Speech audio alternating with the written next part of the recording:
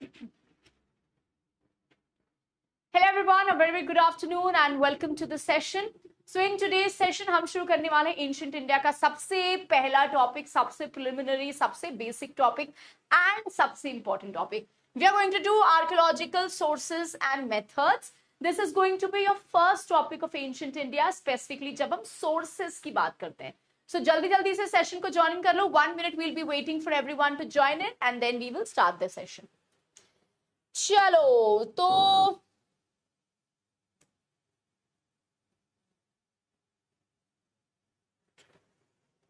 okay, so Shalo, very good afternoon. So everyone, chalo, 1 minute we'll be waiting for everyone and then we will start.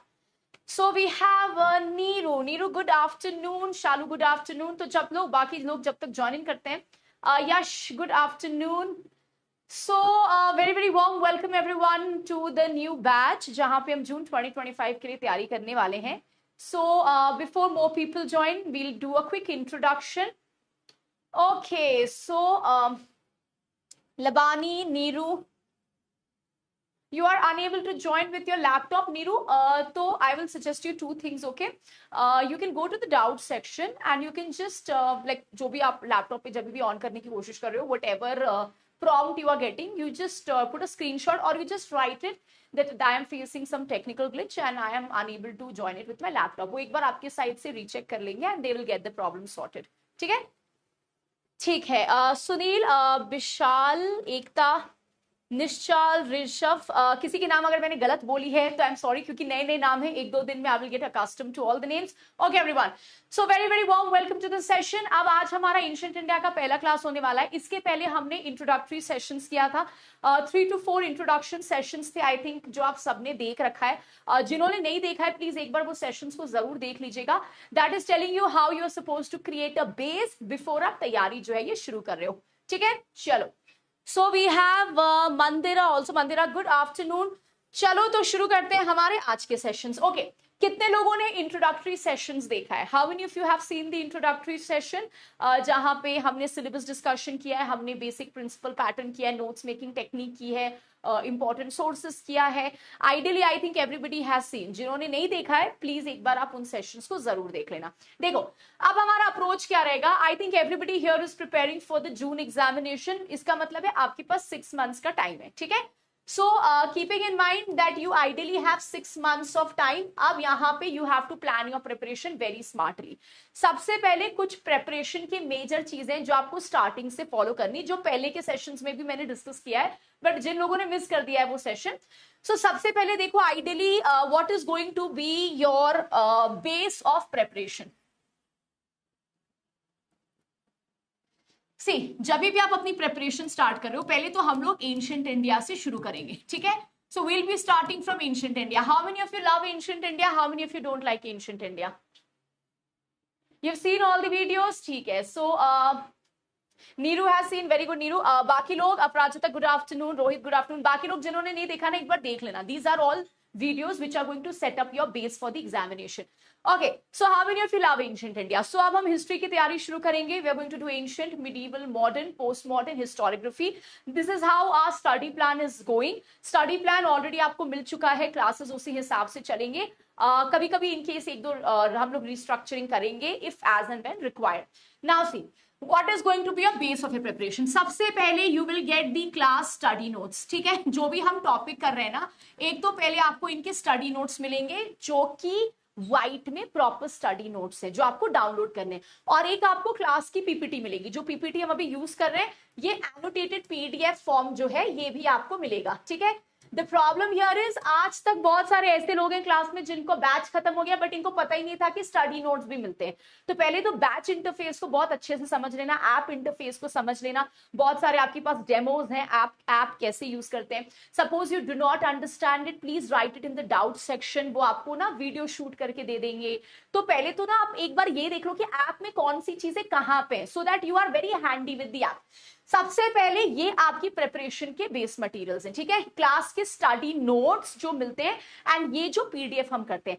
Ideally ये दोनों आपका study material है, हम इसीलिए आपको दोनों देते हैं। आई यूजुअली मेक श्योर कि दोनों बिल्कुल सेम रहे ताकि आपको बहुत ज्यादा लिखना ना पड़े, बट कभी कभी हो सकता है किसी किसी क्लास के पीपीटी में 5% एक्स्ट्रा मटेरियल हो, किसी किसी क्लास जो कि फैक्चुअल है उसमें 5-6 बुक्स के नाम स्टडी नोट्स में हो, तो देखा जाए तो 4 to 5% ही दोनों डिफरेंट है, बट आई मेक श्योर कि मोस्टली हम सब कुछ सिमिलर ही रख रहे हैं, ठीक है। सेकेंड, जब भी आप क्लास करते हो उसके बाद आपको डीपीपीज मिलते हैं। DPPs are daily practice paper, ठीक है।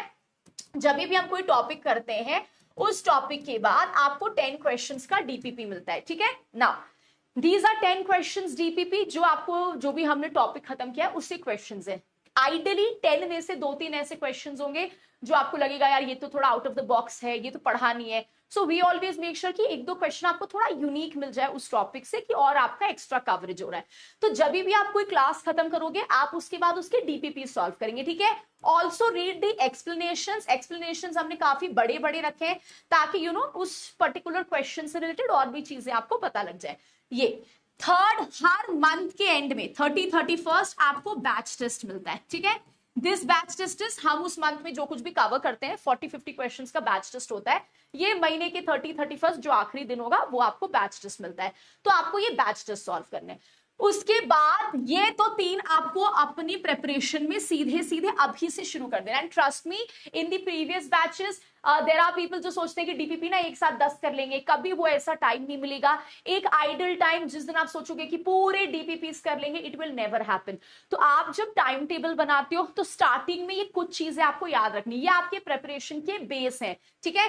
क्लास स्टडी नोट्स पीडीएफ, उसके बाद डीपीपीस जो एक्स्ट्रा उसको थोड़ा पढ़ लेना है आपको, उसमें से बैच टेस्ट आपको मिलेगा, ठीक है।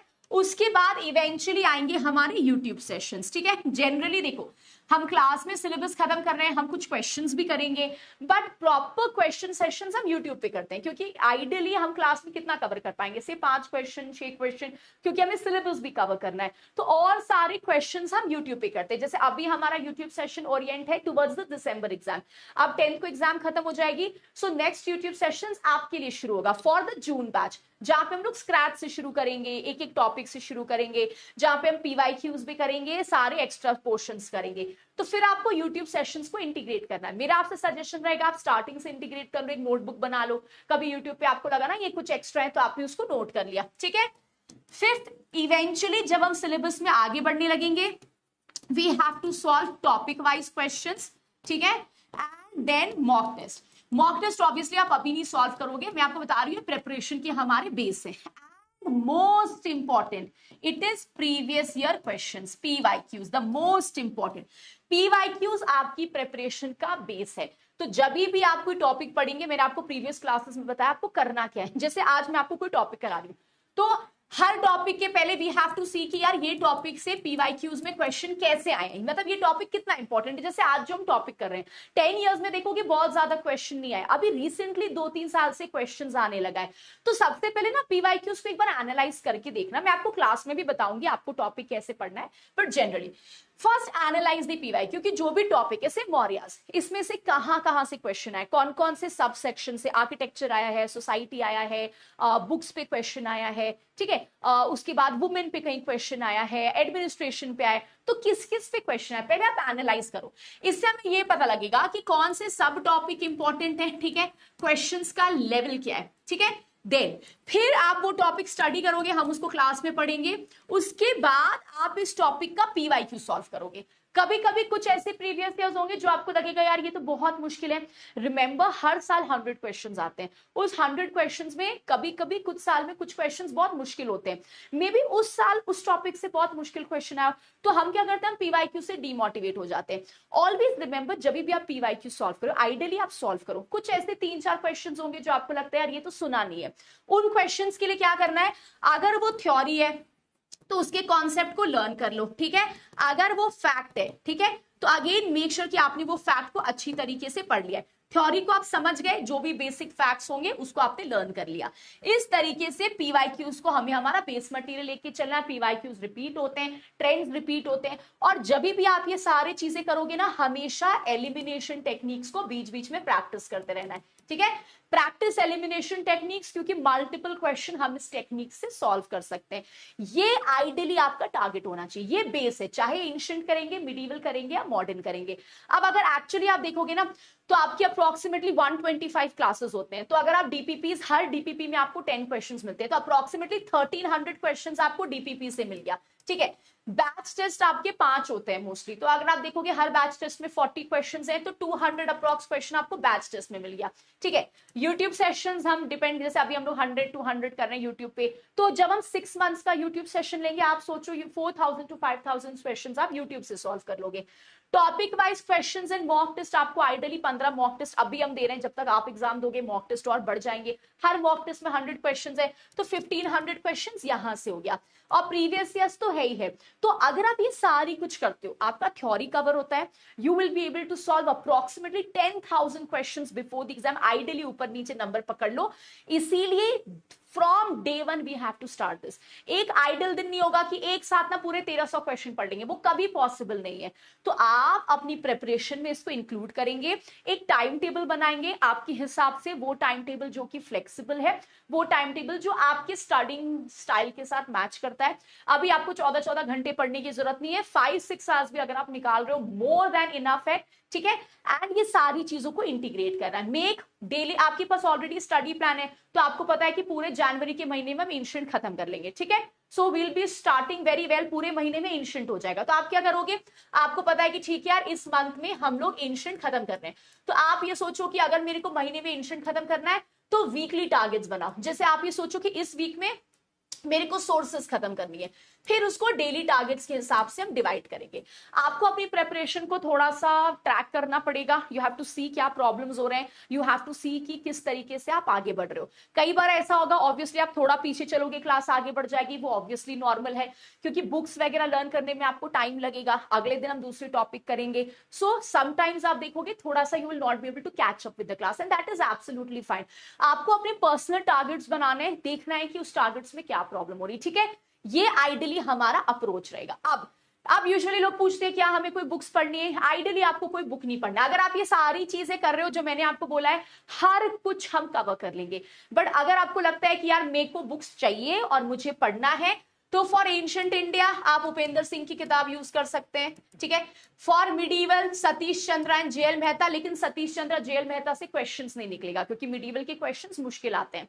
मॉडर्न के लिए आप बिपिन चंद्र यूज कर लो, शेखर बंदोपाध्याय यूज कर लो, और इन सब के साथ आप इग्नू के मटेरियल्स ऐड कर लो, ई ज्ञान कोश मटेरियल्स एंड एनसीईआरटीज।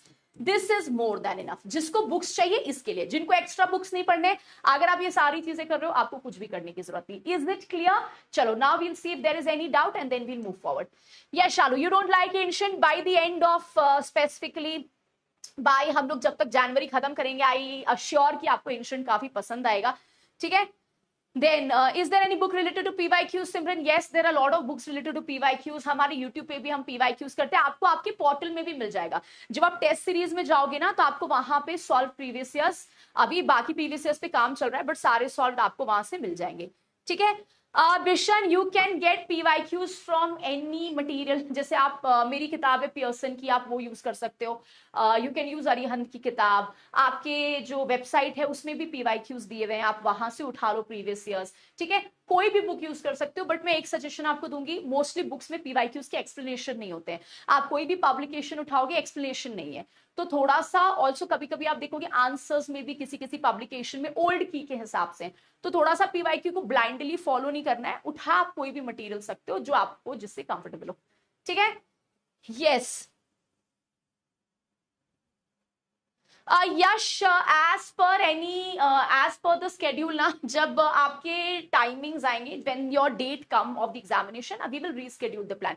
जैसे अभी जो लोग अभी जनवरी में एग्जाम दे रहे हैं, उनकी एक्चुअली बैच खत्म हो रही थी 30th जनवरी को, so I reschedule the entire plan, so you do not worry about that. जिस दिन आपके एग्जाम के डेट्स आ जाएंगे, प्लान हम बहुत आसानी से आगे पीछे करेंगे, वो तो बात की बात है। जब तक आपके डेट्स आएंगे तब तक तो we will be finishing most. एक बार आपका एंशिएंट मिडीवल मॉडर्न खत्म हो गया, तो हिस्टोरियोग्राफी पोस्ट इंडिपेंडेंस की क्लासेस ऐसी ही आपके खत्म हो जाएंगे। सो डोंट वरी, जब आपके डेट्स आएंगे उस हिसाब से स्टडी प्लान में मैं चेंजेस कर दूंगी मच बिफोर, सो दैट आपको काफी टाइम मिले।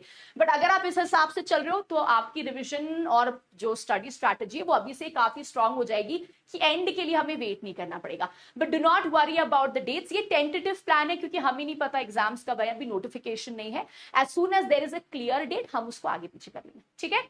Yes Rishabh, any tips for the upcoming examination? Yes, the tips is कि please make sure you revise properly. अब तो क्या ही tips दूं, अब तो examination next week ही है.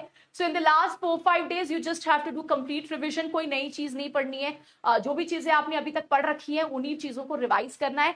And yes you need to believe in yourself and you need to believe कि जो कुछ भी पढ़े हो अच्छे से हो जाएगा. Try elimination technique, stay away from negativity. यही है एक वीक का प्लान, और तो there is nothing, you can't study anything new year. Just do constant revision. एंड वही जो मैंने आपको यूट्यूब पे एक वीडियो बना के दिया था कि ये सारे टॉपिक्स को लास्ट मोमेंट रिवाइज कर लेना, वो वीडियो देख लो. सारे छोटे छोटे टॉपिक्स मैंने हाईलाइट किए, उनको एक बार गो थ्रू कर लेना and then you will be good to go. Okay, so anyone has any problem till now? everybody, किसी को कोई भी प्रॉब्लम है? can we start the class? ठीक है. सो यश, जयंती, जानकी, एक्चुअली ना सारे YouTube सेशंस के PPTs we do not give. जैसे अभी हमारा जो प्रक्रम बैच हुआ था उसमें हमने सारे पीपीटीज दिए थे, ये वाली बैच की पीपीटीज हम नहीं दे रहे हैं. सो दैट वो डिपेंड करता है, किसी का हम देते हैं किसी का नहीं देते. सारे का mostly it is not given. But हाँ, आइडियली जो जो पीडीएफ में होगी मैं आपको आपके जो टेलीग्राम ग्रुप है ऑफिशियल वाला, उसमें I will keep sending you. ठीक है. सो कुछ कुछ जो इंपॉर्टेंट सेक्शंस होंगे उसके मैं आपको भेज दूंगी. ठीक है. Anyone has any problem till here everybody? Can we start? So Janaki, Yash, Tulsi, DPP के क्वेश्चंस में कुछ प्रॉब्लम हो तो कैसे सॉल्व होगा? देखो डीपीपी के क्वेश्चंस में अगर देखो, पहले तो you can message me on Telegram. अभी recently I was not little bit active, I will become little active. बहुत ही अर्जेंसी है ना, आप डाउट सेक्शन में डाल दो क्योंकि वो क्वेश्चंस विद इन 4-5 मिनट्स हम सॉल्व कर देते हैं.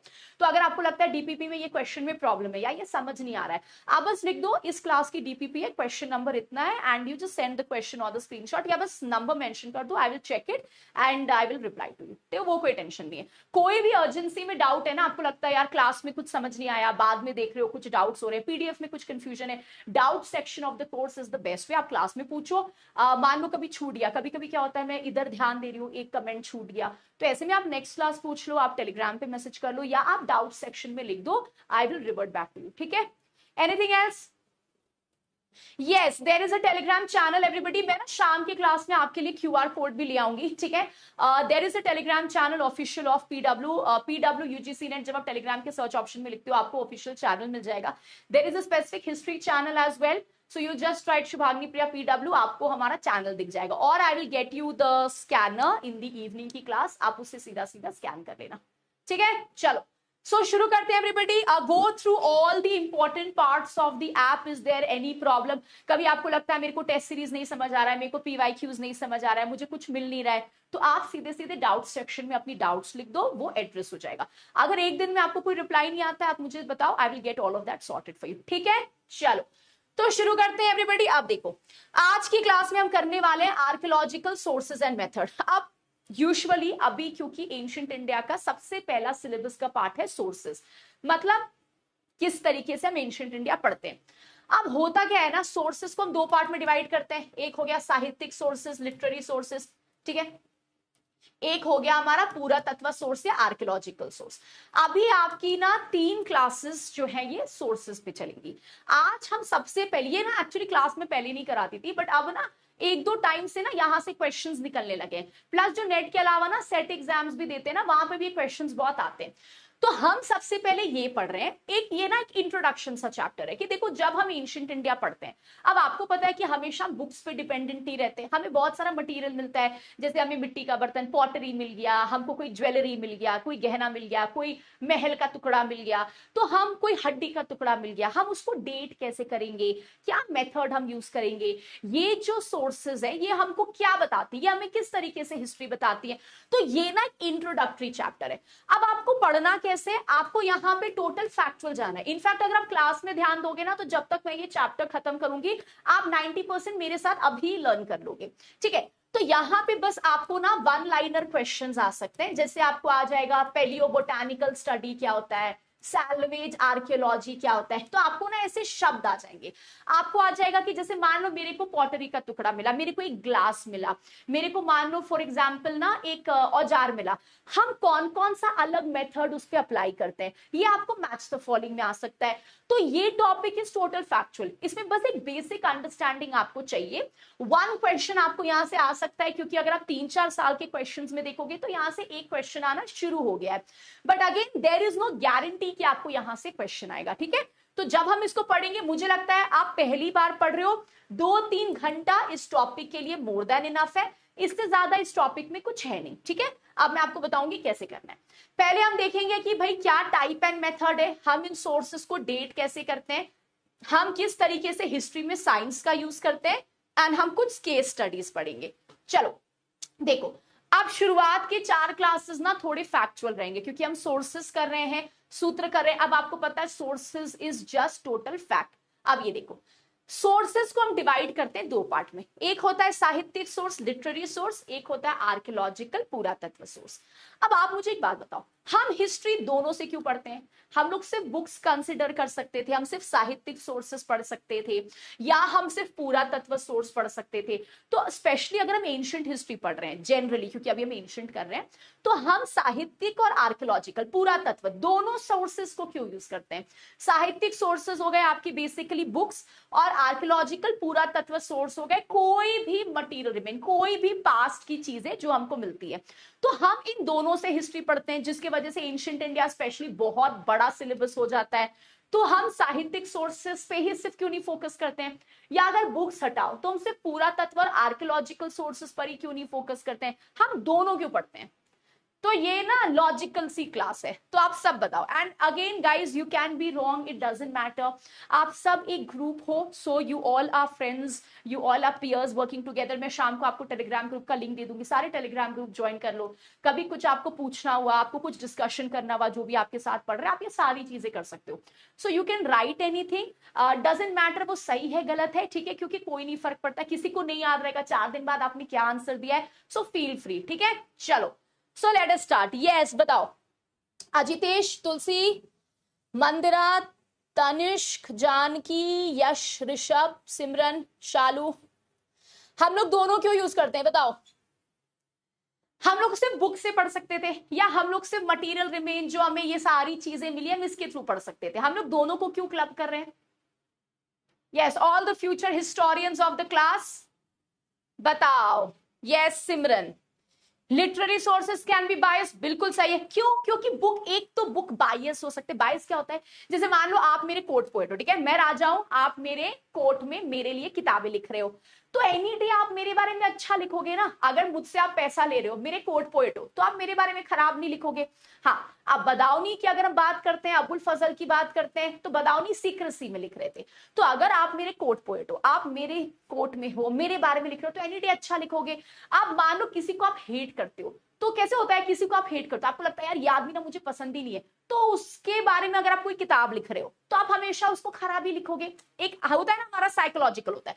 तो पहले तो लिटरेरी सोर्सेज ना बायस्ड हो सकती है, ठीक है।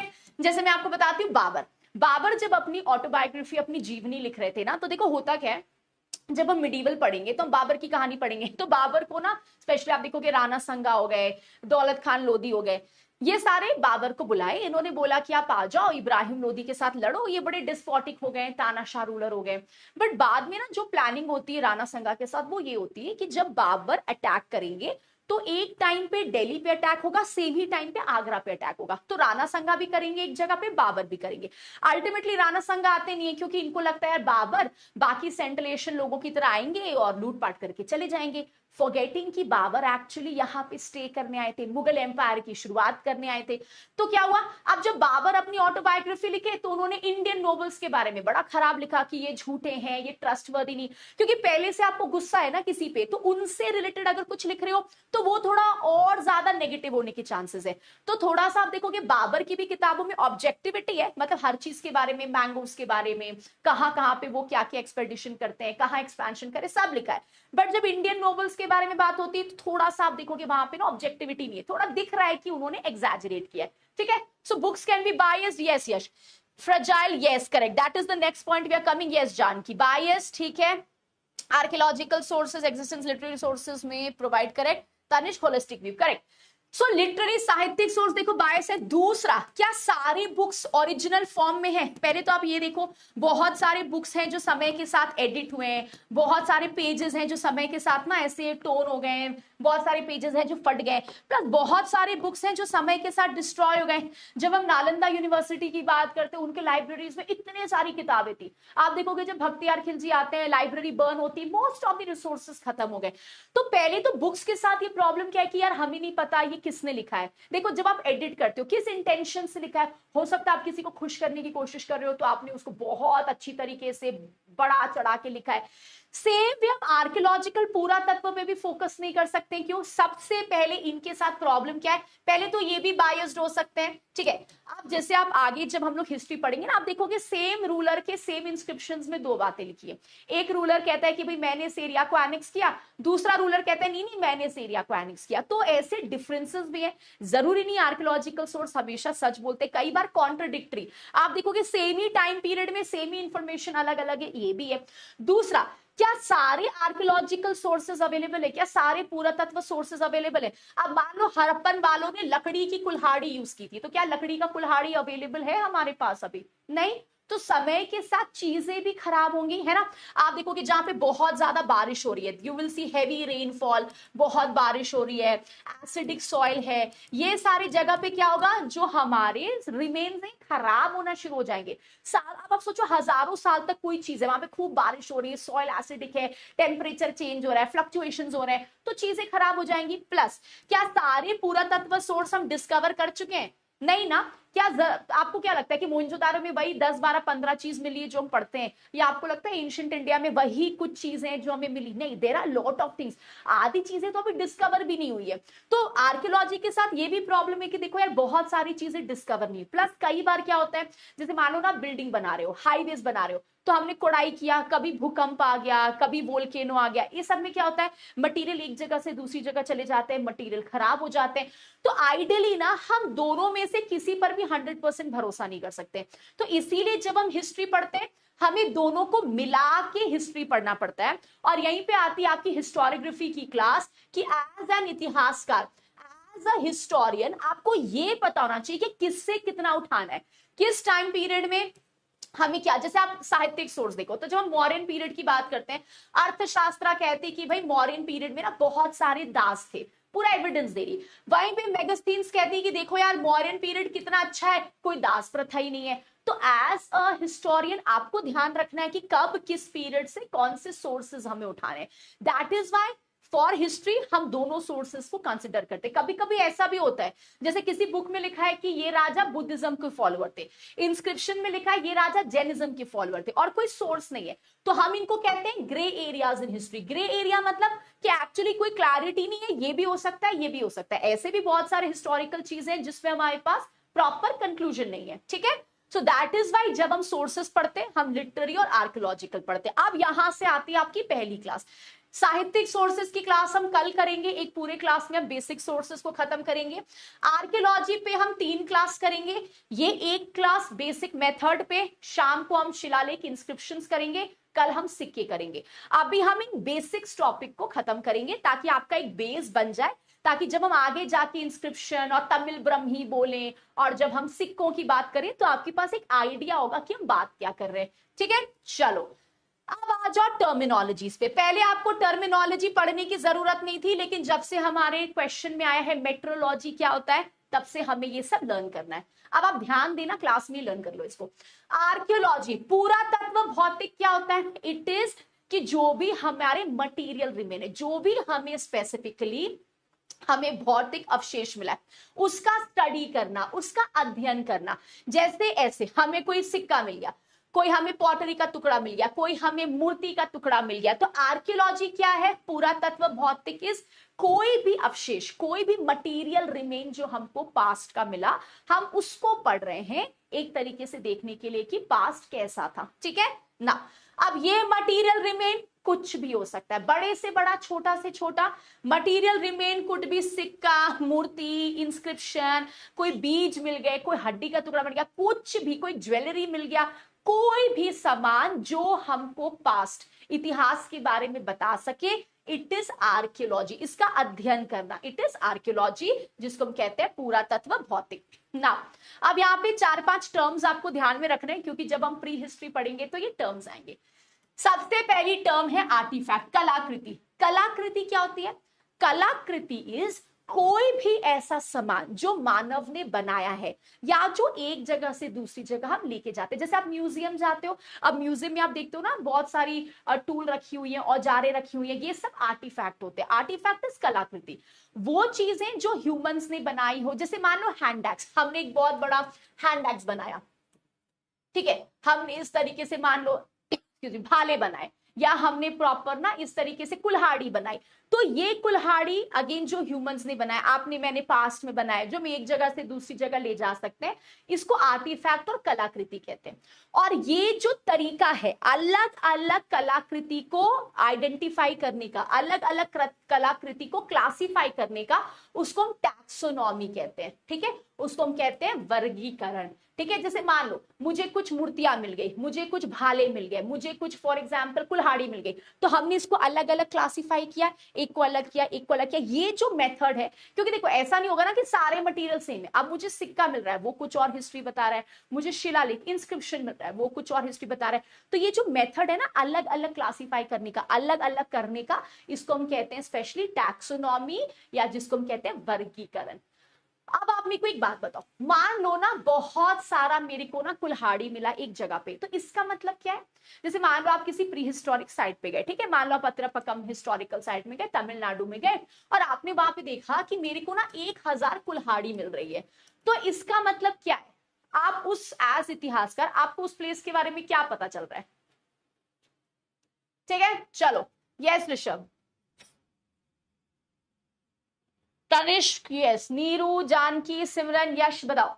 तो मान लो आर्टिफैक्ट क्या है? कोई भी सामान जो हमने बनाया है, जो एक जगह से दूसरी जगह जा सकता है, उसको अलग अलग क्लासिफाई करने के तरीके को टैक्सोनॉमी में आप वर्गीकरण कहते हैं। अब मान लो बहुत सारा आर्टिफैक्ट, बहुत सारा कलाकृति, मान लो बहुत सारा कुल्हाड़ी मेरे को एक जगह पे मिला, इसका मतलब क्या है? What does that mean? ये हमें क्या दिखा रहा है? यस, बताओ। अब आप सोचो, आप इतिहासकार हो, आप एक जगह पे गए, आपने बोला यार यहाँ पे 1000 कुल्हाड़ियां हैं, तो ये क्या दिखा रहा है हमें एंशिएंट पास्ट के बारे में? यस दीक्षा, इंडस्ट्रियल साइट, करेक्ट। ये दिखा रहा है ना कि जरूर कोई इंडस्ट्री है, फैक्ट्री साइट हो सकती है, क्योंकि देखो आप और मैं अगर रहते तो हम लोग अपने लिए 1000 कुल्हाड़ी नहीं बनाएंगे ना, कितना बनाओगे खुद के लिए? 10, 15, 20, दैट इज इट। 1000 कुल्हाड़ी बड़े बड़े नंबर्स में अगर मेरे को कोई कलाकृति मिल रही है, इसका मतलब है यार वो फैक्ट्री साइट है। इसका मतलब है कि may be pre history period में वहां पे चीजें बनती थी, और अगर ये फैक्ट्री साइट है, इंडस्ट्री है, तो इसका मतलब क्या है? ये हमको हिस्ट्री कैसे बता रहा है? चलो मेरे को 1000 कुल्हाड़ी मिली, आपने बोला वो इंडस्ट्री है, वो फैक्ट्री साइट है, ठीक है, तो फैक्ट्री साइट मेरे को बता क्या रहा है? वो हिस्ट्री कैसे बता रहा है मुझे? Yes yes yes yes, Nausheen, trade, yes Janaki, yes Neeru, correct. Workshop, industry, देखो वैसे भी हम इंडस्ट्री बोलते हैं तो हम आज की इंडस्ट्री नहीं बोलते हैं, it is a workshop only, हल्का फुल्का प्रिलिमिनरी। तो ये इंडस्ट्री हमको ये दिखाती ना कि जरूर कुछ कम्युनिकेशन है। अगर मैं 1000 कुल्हाड़ी मेरे को मिला, इसका मतलब है कि ये जगह से 1000 कुल्हाड़ी कहीं ना कहीं तो जाती होगी। इसका मतलब है कि क्या प्री हिस्ट्री वाले अकेले रहते थे, आइसोलेटेड, किसी से बात नहीं करते थे? नहीं। इसका मतलब है कि शायद कुछ ट्रेड हो। अब देखो, जब हम पूरा पाषाण, मध्य पाषाण, पैलियोलिथिक, मेसोलिथिक पढ़ते हैं, हमारे पास कोई किताब नहीं है, हमारे पास कोई ट्रेड एविडेंस नहीं है, बट ये सब आपको ये दिखा सकते हैं ना कि किसी तरीके का कम्युनिकेशन, किसी तरीके का ट्रेड हो सकता है, किसी तरीके का मूवमेंट। इसका मतलब है कि ये इंडस्ट्रीज आपको ये दिखा रहे हैं कि देखो लोग अकेले नहीं रहते थे, लोगों का एक दूसरे के साथ कुछ कनेक्शन था, कुछ ट्रेड हो गया। अब ऑब्वियसली ट्रेड मतलब वो 6th सेंचुरी मौर्य वाला ट्रेड नहीं, ट्रेड मतलब ऊपर नीचे हल्का फुल्का इधर सुधर लेना, ये भी शुरू हो गया। तो बहुत सारी कलाकृति जब मेरे को एक जगह पे मिली, वो बना इंडस्ट्री या फैक्ट्री या वर्कशॉप। बट आप देखोगे हम इंडस्ट्री और फैक्ट्री साइट ही कहते हैं। देन मान लो बहुत सारी इंडस्ट्री हमको एक जगह पे मिली, यहाँ पे भी 1000 कुल्हाड़ी मिला, यहाँ पे भी मिला, बहुत सारी इंडस्ट्रीज मिलके बनाती है संयोजन, या जिसको हम कहते हैं असेंबलेज। और बहुत सारा असेंबलेज अगर एक जगह पे होगा तो यहां से बनता है कल्चर, संस्कृति। हम कहते हैं पैलियोलिथिक संस्कृति, पैलियोलिथिक कल्चर। कल्चर क्या होता है? जब आप और मैं एक जगह पे रह रहे हैं, सेम चीजें फॉलो कर रहे हैं, हमारा रहने सहने का तरीका सेम है, एक दूसरे पे डिपेंडेंट है, तो ये होता है कल्चर। ये ना आपको वन वन लाइन में बस पता होना चाहिए। लाइक आई टोल्ड यू कि देखो ये इंट्रोडक्टरी क्लास है, ठीक है, इसको वर्ड टू वर्ड हमें रट्टा नहीं मारना है। आपको इतनी अच्छी क्लैरिटी होनी चाहिए कि आपको समझ आ गया, अब वो लाइन को वो कैसे भी करके दे, हमारा वो स्ट्रेट अवे निकल जाएगा। अब आप मेरे साथ रिवाइज करो, कलाकृति क्या होती है एवरीबॉडी? अच्छा यहां पे आओ, शुरू से रिवाइज करो। What is archaeology? पुरातत्व अध्ययन क्या होता है? आर्कियोलॉजी क्या होती है? अभी अब आप क्या करोगे, देखो हमेशा बेस्ट तरीका लर्न करने का क्या होता है, एक बड़ी सी पीडीएफ है, उसको हम मल्टीपल सेक्शन में कट करेंगे। कट करेंगे मतलब रोकेंगे। अब आपने जब इतना पढ़ा ना, अब आप रुक जाओगे पीडीएफ में, पहले इनको 2 बार 3 बार अच्छे से पढ़ लो। जब आपको लगता है कि हाँ यार मेरे को ये समझ आ गया, फिर आप सेकेंड पार्ट में जाओगे। तो मैं क्लास में ऐसे ही करती हूँ, क्योंकि हम लोग बीच बीच में ब्रेक लेंगे कि अच्छा ये कर दिया, अब रिवाइज करो। अब यहाँ पे आप ये देखो कि आपको कोई प्रॉब्लम आ रही है, आपको समझ आ गया, आपको पता चल गया ना इसको पढ़ना कैसे एग्जाम के लिए, ठीक है। तो आर्कियोलॉजी क्या होती है, चलो जल्दी जल्दी वन वन लाइनर में।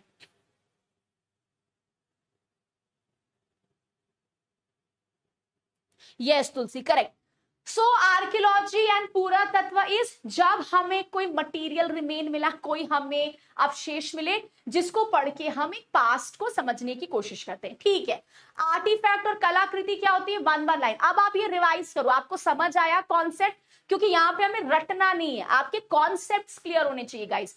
यहाँ पे एग्जैक्टली आपको लर्न क्या करना है मैं आपको बताऊंगी, एक ही टेबल है जो आपको लर्न करना है, बाकी सब एक एक लाइन में समझो और आगे बढ़ो, ठीक है ना। व्हाट इज कलाकृति? कोई भी पोर्टेबल ऑब्जेक्ट है ना, कोई भी ऐसी ऑब्जेक्ट जो मानव ने बनाई है, जो एक जगह से दूसरी जगह ले जा सकते हैं, ठीक है। और ये जो कलाकृति है, इसको क्लासिफाई करने के तरीके को क्या बोलते हैं? जैसे मुझे बहुत सारी कलाकृति मिली, तो हमने ना उसको अलग अलग रखा, उसको क्या कहते हैं एवरीबॉडी? उसको कहते हैं टैक्सोनॉमी। आप इसको ऐसे ही पढ़ना, ठीक है, इसको रट्टा में मत चले जाना, इसको रटने की कोई जरूरत नहीं है। देन इंडस्ट्री क्या होता है? बहुत सारी कलाकृति, जैसे मैंने आपको बोला ना, मान लो हमने हैंडबैग्स बनाए, कुल्हाड़ी बनाई, बहुत सारा कुल्हाड़ी मेरे को एक जगह पे मिला, तो ये बना उद्योग या इंडस्ट्री, विच मीन्स ट्रेड। हो सकता है कोई स्टार्टिंग का ट्रेड, कोई व्यापार, मेल जोल, कम्युनिकेशन, मतलब लोग अकेले नहीं रहते थे कि लोग किसी से बात नहीं कर रहे हैं, ठीक है ना। बहुत सारी इंडस्ट्री एक जगह पे मिलेगी तो बनेगा संयोजन, है ना। और बहुत सारी चीजें, बहुत सारी संयोजन, बहुत सारे ऐसे असेंबली एक साथ मिलेंगे तो बनता है संस्कृति या कल्चर, जहां पे आप देखोगे दफनाने के पैटर्न सेम होंगे, लोग एक दूसरे पे डिपेंडेंट रहेंगे, लोग ऑलमोस्ट सेम तरीके के औजार यूज कर रहे होंगे, सेम तरीके से लाइफ काट रहे होंगे। तो ये कुछ टर्म्स हैं जो आपको बीच बीच में आते रहेंगे, एक लाइन में इसका मतलब समझना है, हमें आगे बढ़ना है, ठीक है। अब आ जाओ नेक्स्ट। अब आ जाओ भाई साइट्स। अब हम कितनी बार पढ़ते हैं ना, पैलियोलिथिक साइट क्या है, मेसोलिथिक साइट क्या है। अब साइट्स हमें मिलते कैसे हैं, तो एवरीबॉडी बताओ, एज हिस्टोरियंस आपको साइट कैसे मिलेंगे?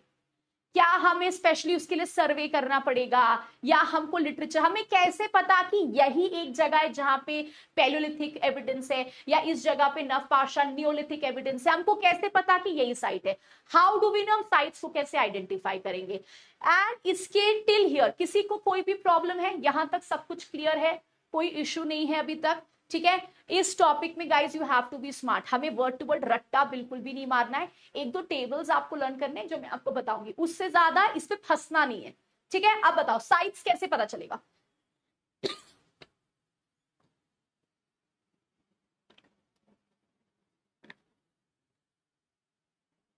जानकी, जहां जहां पे आपको नोट्स बनाने ना, मैं आपको बताऊंगी। देखो आई पर्सनली बिलीव कि हर चीज के नोट्स बनाने की जरूरत नहीं है, क्योंकि आपकी पीडीएफ में ना चीजें बहुत सिंपल तरीके से दी हुई हैं। और अगर मुझे लगेगा, जैसे प्री हिस्ट्री में मैं आपको सजेस्ट करती हूँ आप नोट्स बनाओ, तो जहां जहां पे मुझे लगेगा मैं आपको बता दूंगी। जनरली हर चीज की जरूरत नहीं है, जैसे कुछ बुक्स वगैरह में भी मैं आपको बताऊंगी कि जिनको लर्न करने में दिक्कत होता है वो बना सकते हैं, तो आप उसकी टेंशन मत लो, जहां पे होगा I will tell you.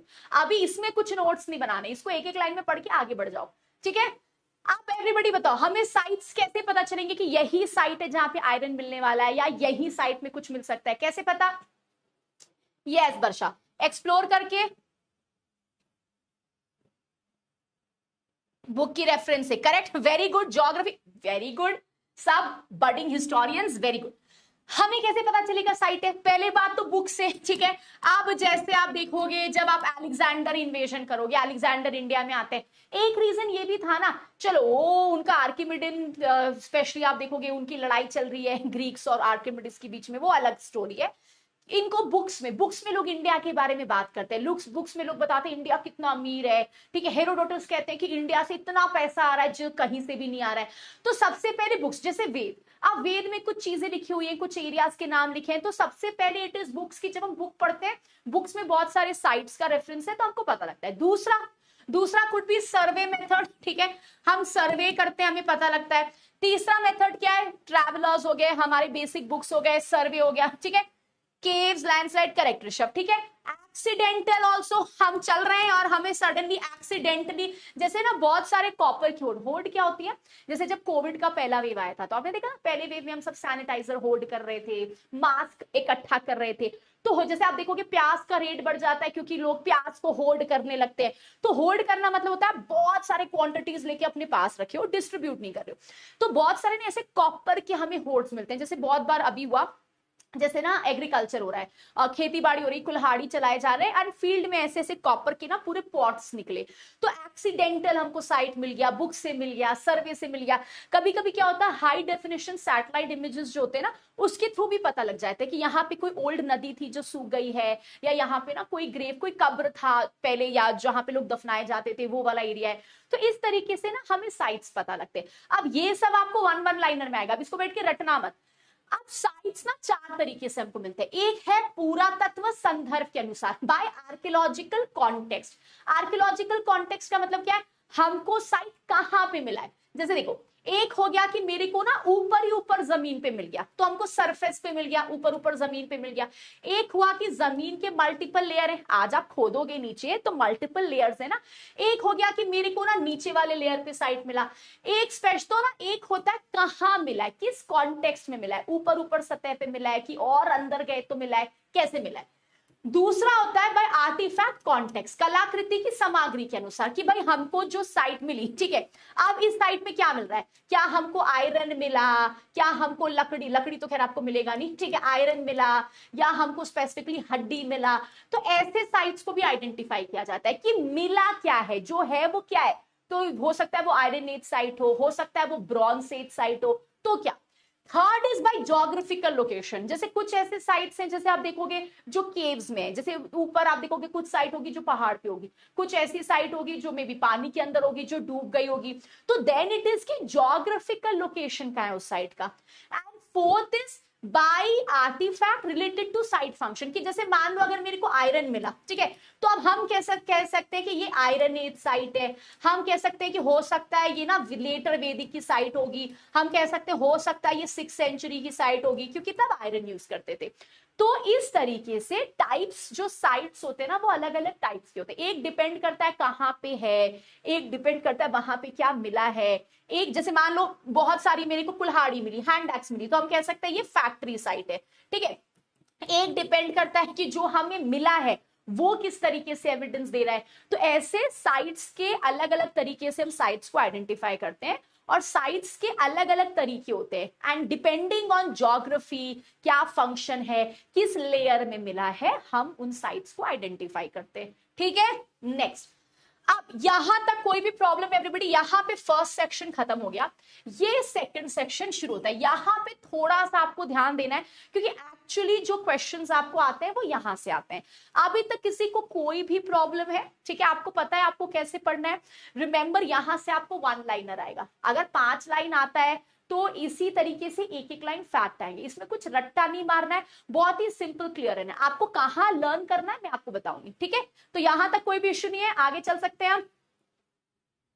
Yes, Bhimbetka accidental, वैसे भीमबेटका की भी बहुत अच्छी स्टोरी है। वीएस वकानकर भीमबेटका को कैसे खोजते हैं, हम लोग जब ट्रेन से जाते हैं तो आधे टाइम हम गाने सुनते हैं, हम सोते हैं। भी जो एक्चुअली वीएस वकानकर है वो क्या करते हैं, वो एक्चुअली जो ट्रेन जा रही होती है वो ट्रेन के बाहर देखते रहते हैं, वहां से वो केव्स को डिस्कवर करते हैं, आगे स्टेशन में रुकते हैं, फिर वहां से वो भीमबेटका जाते हैं। तो उसकी भी बड़ी इंटरेस्टिंग सी स्टोरी है, ठीक है। चल, अब आ जाओ डेटिंग में। जब हम डेट करते हैं, ठीक है, मान लो मेरे को कोई भी हिस्ट्री का सामान मिला, अब बात यह है कि इसको डेट कैसे करेंगे, हमको कैसे पता ये किस टाइम पीरियड का है। तो डेटिंग के ना दो तरीके होते हैं, एक होता है रिलेटिव डेटिंग, सापेक्ष डेटिंग, एक होता है निरपेक्ष डेटिंग, एब्सोल्यूट डेटिंग। तो आपको नाम से ही पता चल जाएगा। रिलेटिव डेटिंग का मतलब क्या होता है कि भाई जो मेरे को सामान मिला, हम उसका एग्जैक्ट डेट नहीं बता सकते, हम ये बता सकते हैं कि ये सामान ना इससे लेट आई है या ये सामान ना इससे पहले का टाइम पीरियड का है। तो रिलेटिव, जैसे मैं आपको बेस्ट एग्जांपल देती हूँ, आपका यूजीसी नेट एग्जाम का रिजल्ट, ठीक है, आप जब नेट का रिजल्ट आता है तो आपको जब नॉर्मलाइजेशन होता है, जब हमारे एग्जामिनेशन में 2 शिफ्ट में पेपर होता है ना, 2 शिफ्ट में पेपर होता है, तो आपको नॉर्मलाइजेशन आता है। नॉर्मलाइजेशन स्कोर कैसे होता है, 99.6 परसेंटाइल, ठीक है, 94.2 परसेंटाइल। तो टेक्निकली इसमें क्या आपको आपका एग्जैक्ट स्कोर पता चलता है, अनटिल अनलेस आप खुद से ना आंसर की चेक करो, इसमें जनरली आपको एक आइडिया मिल जाता है। बट यही जब एग्जामिनेशन अब आपका एक शिफ्ट में हो रहा है तो आपको एब्सोल्यूट स्कोर आएगा, ठीक है, कि 300 में आपको इतना आया है, हेंस आपको 65% आया है। तो ये ना एग्जैक्टली ऐसा ही है। रिलेटिव डेटिंग का मतलब होता है कि जो भी हमको सामान मिला ना, हमें उसका डेट क्लियर नहीं पता है, ये हमको एक आइडिया देता है कि ये सामान ना इस सामान से ज्यादा एज का है, ये सामान ना इससे यंग एज का है। तो ये एक दूसरे के साथ कि ये लेटर देन, या ये इससे जल्दी है, या ये इससे रीसेंट है, तो हमें एग्जैक्ट डेटिंग, एक कंपैरेटिव एनालिसिस हो जाता है, ठीक है। देन एब्सोल्यूट एंड निरपेक्ष डेटिंग हमको मोस्ट, देखो एक चीज आप हमेशा याद रखना, हिस्ट्री में आपको परफेक्ट डेट कभी नहीं मिलेगा, हमेशा हिस्टोरियंस ना कुछ साल प्लस माइनस हमेशा करते हैं, बट जनरली एब्सोल्यूट और निरपेक्ष डेटिंग इज दैट डेटिंग जो आपको स्पेसिफिक डेट बताती है, स्पेसिफिक टाइम रेंज। जैसे कि फॉर एग्जाम्पल ये इस सेंचुरी का है, 48 मिलेनियम सीई, 147 सीई, 147 बीसी, तो ये आपको एक तरीके से एग्जैक्ट डेट बता रही है। एंड रिलेटिव सपेक्शन एक आइडिया दे रही है कि ये इससे बड़ा है, इससे छोटा है, इतना यंग है। तो ये दो डेटिंग मेथड्स। अब आपको देखो लर्न क्या करना है, आपको पेपर में आता है इनमें से कौन से डेटिंग मेथड हैं जो सापेक्ष है, जो रिलेटिव है, आपको आ जाएगा इनमें से कौन से डेटिंग मेथड है जो एब्सोल्यूट है, निरपेक्ष है। तो अब आपको क्या करना है, आपको ये पता करना है कि जब हम रिलेटिव की बात करते हैं, सापेक्ष डेटिंग के बारे में बात करते हैं, कौन कौन से टेक्निक्स इसके अंदर आते हैं। जब हम एब्सोल्यूट और निरपेक्ष डेटिंग की बात करते हैं, कौन कौन से टेक्निक्स इसके अंदर आते हैं। मैं आपको एक एक टेक्निक हल्का फुल्का एक्सप्लेन करूंगी, बट आपको उसके अंदर नहीं जाना है। क्यों? क्योंकि ये पूरा का पूरा हमारा फिजिक्स केमिस्ट्री का पोर्शन है, हम उसको हिस्ट्री के पॉइंट ऑफ व्यू से देख रहे हैं। तो आपको, आप जैसे थर्मोलुमिनेसेंस मेथड क्या होता है, हमें यूरेनियम का फिजन कैसा होता है, वो आपके लिए नहीं है। हाँ, आपको मन है, इंटरेस्ट है, तो उसमें 10 लाख आर्टिकल से आप उसको पढ़ो, बट आपको ना एक एक मटेरियल को रट्टा नहीं मारना है। जनरली मैंने आपको 2-3 लाइन लिख दी है सो दैट आपको पता होना चाहिए कि मेथड करता क्या है, बट बहुत ज्यादा उसके अंदर घुसना नहीं है, ठीक है। तो चल आप शुरू करते हैं, रिलेटिव डेटिंग मेथड या सापेक्ष डेटिंग। मतलब एक एक लाइन में आपको ये समझ आ जाना चाहिए, हमें ये पूरा पैराग्राफ रटने की जरूरत नहीं है, ठीक है। सबसे पहला मेथड है स्ट्रैटिग्राफी। स्ट्रैटिग्राफी का मतलब क्या होता है, देखो जैसे आपको ये दिख रहा है, ठीक है, देखो आज आप और मैं ना इधर है, ठीक है, आप सबको पता है आज अगर आप जमीन खोदते हो तो जमीन में मल्टीपल लेयर होंगे, हो सकता है कोई प्री हिस्ट्री का साइट होगा, ठीक है, फिर उसके ऊपर आप देखोगे समय के साथ कोई दूसरी साइट आई, हो सकता है फिर उस पर हड़प्पा वाले रहे हो सकता है फिर उस पर 6th सेंचुरी का एविडेंस मिले। तो ऐसे आज आप खोदोगे तो मल्टीपल लेयर एविडेंस मिलता है।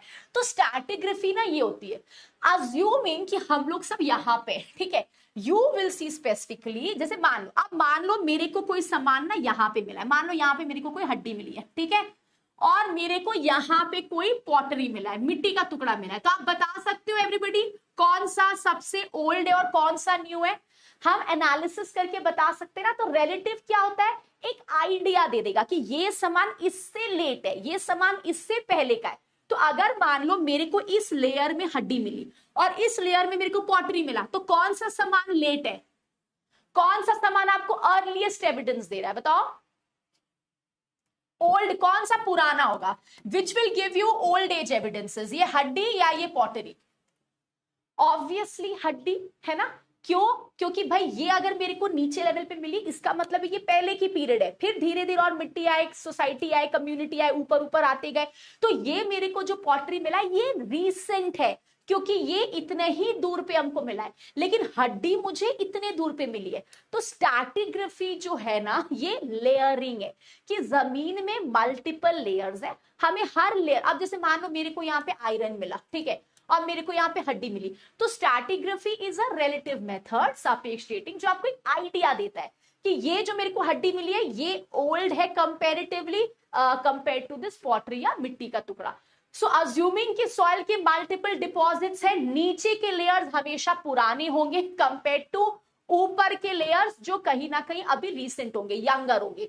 तो इस बेसिस पे जो भी हमको सामान मिलता है हम बता सकते हैं कि हाँ ये अप्रो, क्योंकि हम एब्सोल्यूट डेट नहीं बता रहे, एग्जैक्ट डेट नहीं है, एक आइडिया हम लगा सकते हैं। जैसे ये देखो, ठीक है, सो आज जब आप जैसे फॉर एग्जाम्पल आप ना मेहरगढ़ देखोगे, बस आपको एग्जाम्पल के लिए बता रही हूँ, जैसे ना मेहरगढ़ में एक्सकवेशन हुए, तो पहली बात तो देखो एक्सकवेशन ना मल्टीपल टाइम्स होते हैं। जैसे मान लो ना मैं गई एक्सकवेशन करने, ठीक है, खुदाई करने, तो मैंने खुदाई किया, तो फर्स्ट फेज एक्सकवेशन में ना मेरे को ये मिला कि लोग ना क्राफ्ट एक्टिविटी कर रहे हैं, ठीक है, मतलब लोग कुछ बना रहे हैं, क्यों? क्योंकि हमें ना बहुत सारी अकीमती पत्थरें मिली, ठीक है। फिर हमको एविडेंस मिला कि मुझे कुछ बोन के औजार मिले, मुझे कुछ पत्थर के औजार मिले, ठीक है, मुझे वाटर बफेलो का एविडेंस मिला पहली बार साउथ ईस्ट एशिया में, ठीक है, यहाँ पे मैं गई। अब आप आए बहुत सालों बाद, आपने और अंदर का लेयर को एक्सकवेट किया, तो आपने देखा यार यहां पे और भी ज्यादा क्राफ्ट एक्टिविटी है ना, यहाँ पे और भी कीमती पत्थरें मिली। आपने देखा कि यहाँ पे ना कम्युनिटी बरियल दिख रहा है, बहुत सारे लोग एक साथ दफनाए गए। आपको यहाँ पे दिखा कि पहले ना घर छोटे थे, अब घर ना बड़े हो गए, बिगर हो गए। तो क्या हो रहा है, हमें आइडिया पता लग रहा है कि भाई इस साइट में कौन कौन से टाइम पीरियड के एविडेंस है। तो ये स्ट्रैटिग्राफी है, ये आपको आइडिया देगी कि भाई अलग अलग सॉइल के लेयर्स में हमको क्या क्या सामान मिल रहा है, उस हिसाब से हम एक आइडिया कर सकते हैं कि ये सामान कितना रिसेंट है और कितना पुराना है, ठीक है। Then second is seriation. अब देखो मैं आपको फिर से बोल रही हूं, आपको ये रटना नहीं है, जनरली आपको टेबल ही पढ़ना है, बट मैं आपको बता देती हूँ क्योंकि एक आइडिया होना चाहिए कि यार ये मेथड हम यूज कैसे करते हैं, थोड़ा इंटरेस्टिंग भी है। बट अब ये नहीं कि आप सेरिएशन को ना रट्टा मार रहे हो, प्लीज इतना टाइम वेस्ट मत करना, एक लाइन में आपको समझ आ जाना चाहिए कि हम किस टेक्निक के बारे में बात कर रहे हैं, ठीक है। अब देखो सेरिएशन बड़ा इंटरेस्टिंग टेक्निक है। जैसे देखो कैसे हम लोग का एवोल्यूशन होता है। सेरिएशन एक टेक्निक है जो ये बताती है कि कुछ आर्टिफैक्ट में समय के साथ क्या चेंजेस हुए। देखो जैसे ना मान लो मैं आपको ना ये एग्जाम्पल के फोटोज लगे, ठीक है। देखो मान लो ना समय के साथ मुझे पता है कि ये जो सपोज जैसे मान लो पहले ना मेरे को ऐसी पॉटरी मिली, ठीक है, फिर मान लो पॉटरीज ऐसे हुए, फिर मान लो पॉटरी ऐसा हुआ, फिर मान लो पॉटरी ऐसा हुआ। तो मान लो एज इतिहासकार आपको ना इसका एविडेंस मिला और आपको ये दोनों का एविडेंस मिला। तो सेरिएशन ये मेथड है जो ये देखती है कि जो आर्टिफैक्ट है, जो कलाकृति, जो औजार आपको मिले उसमें समय के साथ कैसे चेंजेस हुए हैं, what are the certain styles of change जो कि हुआ है। ये बेस्ड है अजम्पशन पे कि देखो अगर मेरे को ये मिला और मेरे को ये और ये मिला तो ये कहीं ना कहीं ये औजार जरूर है और इसका भी रेफरेंस हमको मिलेगा। तो ये एक अजम्पशन पे बेस्ड है कि ये चेंज क्रोनोलॉजिकली होती है। जैसे कैसे होता है, आप 1 साल के थे, फिर हम 2 साल के थे, 3 साल के थे, 4 के थे, 5 के थे ना। तो आज अगर हम 1 साल के, आज आप बोलते हो कि today I am 30 years old, which means कि आप 27 इयर्स के हो, 28 थे, 20, ऐसा नहीं था ना, आप 2 साल के बाद सीधा 30 साल में आ गए। तो सेरिएशन इज एग्जैक्टली दिस, ये एक अजम्पशन पे बेस्ड है कि अगर मेरे को मान लो ये 3 सामान मिला और ये 2 सामान मिला तो ये 2 भी कहीं ना कहीं तो रहेगा ही रहेगा। It is based on the evolution, एक क्रोनोलॉजी पे ये बेस्ड है। तो सेरिएशन ये देखता है कैसे जो भी आपको कलाकृति मिली है समय के साथ उसमें कैसे बदलाव होते हैं एक साइट में। It is based on the assumption कि अगर एक स्टाइल दूसरे स्टाइल को रिप्लेस किया है तो ये एक क्रोनोलॉजी के हिसाब से होगा, और अगर हमें ये नहीं मिला है तो कहीं ना कहीं ये रहेगा। तो ये भी आपको एक रिलेटिव एग्जांपल दे रहा है, कैसे कि ये जो है ये इससे पुराना है, ये इससे नया है, तो एक आइडिया दे रहा है आपको टाइम का। इस टेक्निक को कहते हैं हम सेरिएशन, कि एक सांस्कृतिक style will replace earlier style. ऐसा नहीं है ना कि देखो आज आप क्या आज आप सेम हो? आज मान लो आप 30 ईयर्स के हो, 26 ईयर्स के हो, 27 ईयर्स के हो, आप 10 साल पहले भी सेम व्यक्ति थे? Were you the same person? आप 11th 12th 11 ईयर्स के थे, 12 साल के थे, 13 साल के लिए थे, तो 13 साल के यश में, 13 साल के वी हैव तुलसी में, देन वी हैव अपराजिता में, नौशरीन में, रोनी में, जानकी में, नीरू में, 13 साल के लोग, और मान लो अभी आप 25 26 जो भी होंगे, ठीक है, are you the same person? नहीं। समय के साथ हम सब इवॉल्व करते हैं, कभी कभी लाइफ के एक्सपीरियंसेस अच्छे बुरे सब हमें चेंज करते हैं ना, ऐसा तो नहीं आप सेम ही हो, हाइट में बढ़ रहे हो, हर तरीके से एवोल्यूशन हो रहा है। तो सेरिएशन ना इसी कॉन्सेप्ट पे बेस्ड है, तो ये आपको आइडिया दे देती है डेट का, ठीक है। नेक्स्ट आ जाओ फ्लोरीन डेटिंग। आपको याद रखना, ये याद रखना है, ठीक है, कि सापेक्ष डेटिंग के अंदर ये सब आ रहे हैं, जो एक आइडिया दे रहे हैं, एग्जैक्ट डेट नहीं बता रहे। फ्लोरीन डेटिंग बना सिंपल है, आपने टूथपेस्ट का ऐड देखा है, फ्लोरीन फ्लोरीन आप देखोगे ऐड में आता है। फ्लोरीन का देखो कॉन्सेप्ट क्या है, ये ना एवरीबॉडी आपको एक्सप्लेन करने के लिए मैंने पिक्चर्स लगाया, क्योंकि ऐसी रट्टा मारोगे ना समझ नहीं आएगा, थोड़ा देख के पढ़ोगे तो जल्दी लर्न होगा। देखो फ्लोरीन डेटिंग का कॉन्सेप्ट क्या, मान लो मेरे को ये हड्डी मिलती है, ये हमारा जमीन है, हमने खुदाई की, मेरे को ये हड्डी मिला, मेरे को ये हड्डी मिला, मेरे को ये हड्डी मिला, बेस्ड ऑन ये हड्डियों में कितना फ्लोरीन कंटेंट है, हमको समझ आ जाएगा कि एक इनका टाइम का आइडिया, वी विल अंडरस्टैंड कि अप्रोक्सीमेटली इनका टाइम क्या है। अब आप मेरे को बताओ कैसे, किसमें फ्लोरीन ज्यादा रहेगा, ये हड्डी नंबर 1 में या ये हड्डी नंबर 2 में? फ्लोरीन का कंटेंट किसमें ज्यादा होगा बताओ। अब आप गए, आप एक्सकवेशन कर रहे हो, खुदाई कर रहे हो, अब आपने देखा कि मेरे को ये कंकाल मिला, ठीक है, नंबर 1, और फिर आपने देखा मेरे को इतने नीचे लेयर में ये मिला। आप बताओ फ्लोरीन का कंटेंट किसमें ज्यादा होगा, इसमें ज्यादा होगा या कंकाल नंबर 2 में ज्यादा होगा? यस दीक्षा, 2 करेक्ट। क्यों? क्योंकि ये सामान बहुत टाइम से है हमारे जमीन में, तो जितना ज्यादा रहेगा उतना फ्लोरीन अब्सॉर्ब करेगा। तो इसी के बेसिस पे हम एक एनालिसिस कर सकते हैं कि भाई ये नया जो कंकाल है इसमें फ्लोरीन कम है, क्यों? क्योंकि लेटेस्ट होगा अभी ये इतने, अगर ये नीचे है, नीचे लेयर है, तो आप सोचो इसके ऊपर कितने सारे समय के साथ लेयर आए होंगे, तो कब से ये फ्लोरीन जो है इनटेक कर रहा है। तो अगर दोनों के फ्लोरीन कंटेंट को देखोगे तो on the basis of fluorine का कंटेंट हमको एक आइडिया लग जाएगा कि इनका टाइम पीरियड कितना। अगेन आइडिया लगेगा, एब्सोल्यूट नहीं है, क्योंकि ये रिलेटिव डेटिंग है, सापेक्ष डेटिंग है। देन नेक्स्ट आ जाओ फिजन ट्रैकिंग मेथड। अब दूसरा तरीका जो हम यूज करते हैं फिजन ट्रैकिंग मेथड। अब अगेन इसको रट्टा नहीं मारना है आपको, बस मैं आइडिया दे रही हूं कि ये है क्या। देखो इस टेक्निक से हमें ये पता चल जाता है कि जो भी हमको मिनरल मिला है, जो भी ग्लास मिला है, बेस्ड ऑन कि उस ग्लास पे कितना डैमेज है, हम उसके हिसाब से डेट आइडेंटिफाई करते हैं। जैसे मैं आपको बताती हूँ, देखो तो यहाँ पे स्पेशली क्या होता है, जैसे मान लो ना मेरे को कोई मिनरल मिला, ठीक है, अब ये देखो मेरे को कोई मिनरल मिला, अब ये पूरा के पूरा कॉन्सेप्ट जो है ये बेस्ड है कि यूरेनियम 238, ठीक है, इसके फिजन पे बेस्ड है। अब होता क्या है स्पेसिफिकली इसमें कि जो यूरेनियम एटम है इसको स्पेशली स्प्लिट कराया जाता है, ठीक है, बहुत फोर्स के साथ। तो जब इस यूरेनियम को बहुत फोर्स लगाएंगे तो ये यूरेनियम जो है ये स्प्लिट कर जाएगा। अब क्या होगा, इसके बाद ये वाला जो सैंपल है ना हमारा, हम उसको एक बहुत स्ट्रॉन्ग एसिड या बेस में डालेंगे और फिर हम हाई पावर माइक्रोस्कोप से देखेंगे। अब जब आपने यूरेनियम पे बहुत हैवी प्रेशर किया होगा तो ये एटम स्प्लिट करेगा, तो ये क्या करेगा ना, गैस में या मिनरल, जो ग्लास है या मिनरल है उसमें ऐसे कट्स कर देगा, ठीक है, ये ग्लास या मिनरल ब्रेक होने लगेंगे। तो अब हमें क्या करना है, इसको हाई पावर्ड माइक्रोस्कोप में देखना है, एसिड या किसी बेस में डाल के। तो आपको ये नंबर ऑफ ट्रैक्स जो है ना, ये कैलकुलेशन करने से आपको आइडिया लग जाएगा कि इस सैंपल का अप्रोक्सीमेट टाइम कितना है। तो नाम से ही पता चला, फिजन ट्रैकिंग में हम एक्चुअली ये देखते हैं कि जो यूरेनियम कंटेंट है वो कितना है, और यूरेनियम एटम को स्प्लिट करके जो ये ग्लास में स्ट्रेन्स बने उसको कैलकुलेट करके हम सीधे सीधे इसके डेट तक पहुंच जाते हैं। आपसे कोई नहीं पूछेगा फिजन ट्रैकिंग डेट क्या होता है, हाँ, बट आपको एक लाइन में पता होना चाहिए, कभी असर्शन रीजनिंग में आ गया तो ऐसा नहीं होना चाहिए कि यार हमको आइडिया नहीं है, ठीक है। देन नेक्स्ट आ जाओ पोटेशियम आर्गन डेटिंग मेथड, ठीक है। अब यहां से हम शुरू करेंगे एब्सोल्यूट डेटिंग मेथड, पूर्ण डेटिंग मेथड। यहां तक किसी को कोई भी प्रॉब्लम है? अब इसको कैसे पढ़ना है आप, रिलेटिव डेटिंग मेथड क्या होता है everybody? So relative dating method, सापेक्ष डेटिंग मेथड क्या होता है?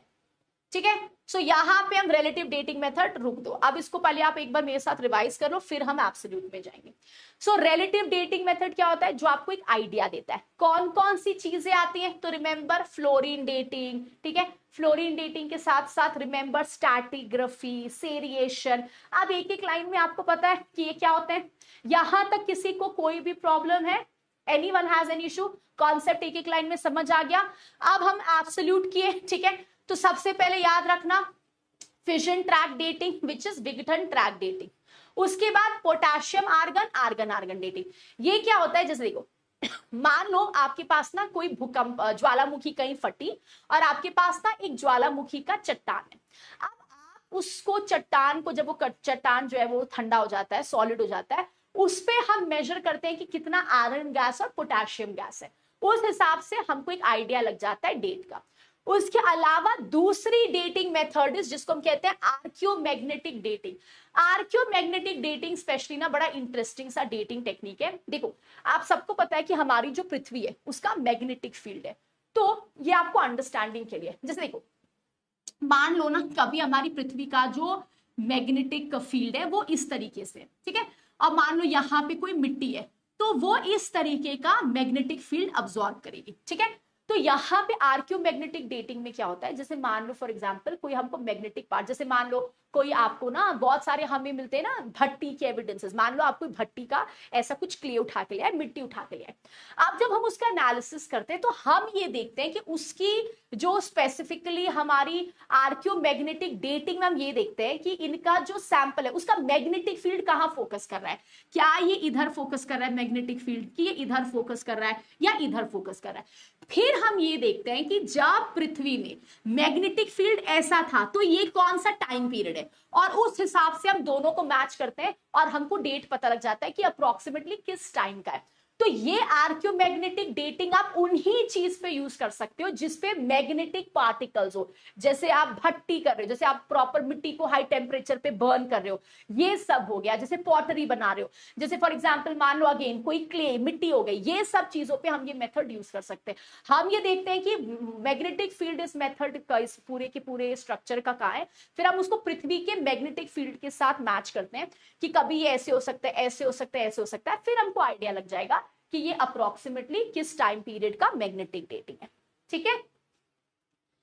फिजन ट्रैकिंग मेथड ये समझना है, ये समझ नहीं आया, देखो मैं आपको ना बहुत सिंपल में फिजन ट्रैकिंग मेथड समझाती हूँ। देखो आप पहले तो आप एक चीज याद रखना, ये सारी चीजें आप हर चीज पे यूज नहीं कर सकते हो। अभी मैं आपको टेबल दूंगी कि ये मेथड किस किस चीज पे यूज करते हैं। अभी एक एक लाइन मैंने आपको समझा दिया कि आप जब उस टेबल को पढ़ोगे तो आपको ऐसा नहीं लगेगा कि यार ये क्या होते हैं। देखो फिजन ट्रैक डेटिंग से क्या होता है कि जब ना हमें कोई मिनरल मिला या हमें कोई ग्लास मिला, हमें ये देखना है कि मान लो मेरे को ना ये शीशा मिला, ये शीशा का टाइम पीरियड कब का है, ठीक है। तो कोई मिनरल या ग्लास पे ऐसी डेटिंग मेथड हम यूज कर सकते हैं। तो देखो होता क्या है ना, जैसे ग्लास या मिनरल में जिसमें यूरेनियम 238 मौजूद है, हम क्या करते हैं इस यूरेनियम 238 के एटम को स्प्लिट करते हैं। जैसे आप यूरेनियम पे बहुत हाई फोर्स लगाओगे तो ये जो यूरेनियम है ना ये स्प्लिट कर जाएगा, ब्रेक कर जाएगा। तो जैसे यूरेनियम पे हाई फोर्स डालोगे, जो यूरेनियम ब्रेक करेगा तो शीशा टूटेगा ना, या मिनरल्स जो है उसमें रप्चरिंग आएगी। तो इसमें जो यूरेनियम कंपोनेंट है उस पर मैंने बहुत फोर्स से उसको तोड़ा। आप जब हाई फोर्स से यूरेनियम कंपोनेंट टूटता है तो ऐसे ना, जैसे आप ये देख रहे हो, ये आपको मार्क्स दिख रहे हैं इस तरीके से ना, और आपको ये ऐसा क्यों दिख रहा है, क्योंकि हाई पावर्ड माइक्रोस्कोप के अंदर दिख रहा है ये। तो ऐसे क्या होगा, ग्लासेस में ना ऐसे ग्लास बहुत जगह से टूट जाएगी। अब इस ग्लास को हम किसी स्ट्रॉन्ग एसिड में रखेंगे और उसको हाई पावर्ड माइक्रोस्कोप से देखेंगे। अब हमको ये दिख जाएगा कितने स्ट्रॉन्ग तरीके से ये यूरेनियम का फिजन हुआ है, कितने स्ट्रॉन्ग तरीके से ये यूरेनियम जो है पार्टिकल्स ये टूटे, ये सेग्रीगेट किए। उस हिसाब से इन ट्रैक्स को कैलकुलेट करके हमको एक आइडिया मिल जाएगा कि भाई ये जो हमारा स्पेसिफिकली मटेरियल है इसका टाइम क्या है, ठीक है। नंबर ऑफ ट्रैक्स जो है ये हमें बताएंगे सैंपल का एज, अगर इसमें यूरेनियम कंटेंट है जिसका अच्छे से फिजन हुआ है। तो यहां पे हम क्या करते हैं, ये जो क्रिस्टल और ग्लास है ना इसका डैमेज ये हमको कैलकुलेशन में मदद करती है। तो यही है फिजन डेटिंग मेथड का मतलब, एक लाइन में याद रखना, यूरेनियम 238 जो है इसका हम फिजन करते हैं, ठीक है। यूरेनियम का स्पेशली हम विघटन करते हैं, इसको हाई फोर्स से हम स्पेसिफिकली तोड़ते हैं, ठीक है। Next dendrochronology. डेंड्रोक्रोनोलॉजी हो गया ये, देखो आज आपको पता है आपके घर में जो ऐसे बड़े बड़े पेड़ हैं ये सालों साल से हैं, तो पेड़ ना हर साल एक नया रिंग प्रोड्यूस करता है। तो ऐसे जो अंदर वाले रिंग होंगे ऑब्वियसली वो बहुत पुराने होंगे, जो बाहर वाले रिंग होंगे वो नए होंगे। तो देखो ऐसा पेड़ का जो आपकी ट्रंक्स है, जो आपके बेसिकली हमारा जो पेड़ का क्रॉस सेक्शन है, यहां से भी आपको पता चल जाएगा कि ये कितना पुराना और डेट क्या है। जैसे ये देखो, ये 15 साल पहले का है, 10 साल पहले का है, 5 साल पहले का है, प्रेजेंट डे पहले का है, ठीक है। So this is dendrology. और फिर होता है थर्मोलुमिनेसेंस। थर्मोलुमिनेसेंस मेथड भी यही होता है, जैसे मान लो कोई मेरे को मिट्टी का बर्तन पॉटरी मिला, या जैसे आप प्लेट्स यूज करते हो ना, सिरामिक प्लेट जो प्रॉपर टूट जाते हैं, जो प्रॉपर प्लेट्स होते हैं सिरामिक के, ये सारे मेथड्स पे हम थर्मोलुमिनेसेंस मेथड इस्तेमाल करते हैं। इसमें भी यही होता है, जो मिनरल होते हैं हम उसको काफी ज्यादा हीट करते हैं, एंड अगेन वहां से जो हम जितना हम हीट करेंगे उस हिसाब से मिनरल जो है वो हीट को रिफ्लेक्ट करेगी, उस हिसाब से हम टैली करके आइडेंटिफाई कर सकते हैं कि ये मटेरियल्स जो हैं ये किस टाइम के हैं। देखो पहले मैं आपको ना टेबल दिखाती हूँ। एक्चुअली आपको ना ये लर्न करना है, ये आपको आ जाएगा मैच द फॉलोइंग में, ये आपको आ जाएगा वन लाइनर क्वेश्चन में, ठीक है। ये आपको लर्न करना है, और ये जो मैंने आपको एक एक लाइन के लिए बताया ना, वो इसलिए बताया कि यार अपने को एक आइडिया होना चाहिए।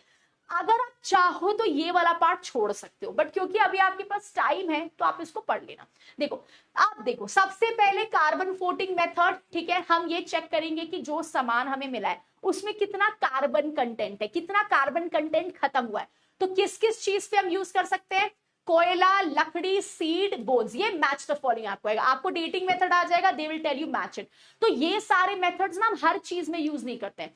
जैसे थर्मोलुमिनेसेंस, तो कोई भी हीटेड मटेरियल जो 500 डिग्री एंड अबव पे हीट की गई है, जैसे पॉटरी, मिट्टी का बर्तन, टेराकोटा, आपके गमले हैं ना घर में, टेराकोटा का गमला, ड्राइंग रूम में आप टेराकोटा का मास्क लगाते हो, ये, या कुछ ईट हो गई जिसको हमने 500 डिग्री से ऊपर में हीट किया है, यहां पे हम थर्मोलुमिनेसेंस मेथड करेंगे। तो उनका हीटिंग, जब आप उसको हीट करो कितना हीट निकल रहा है, इसको कैलकुलेशन करके हम डेट बता सकते हैं।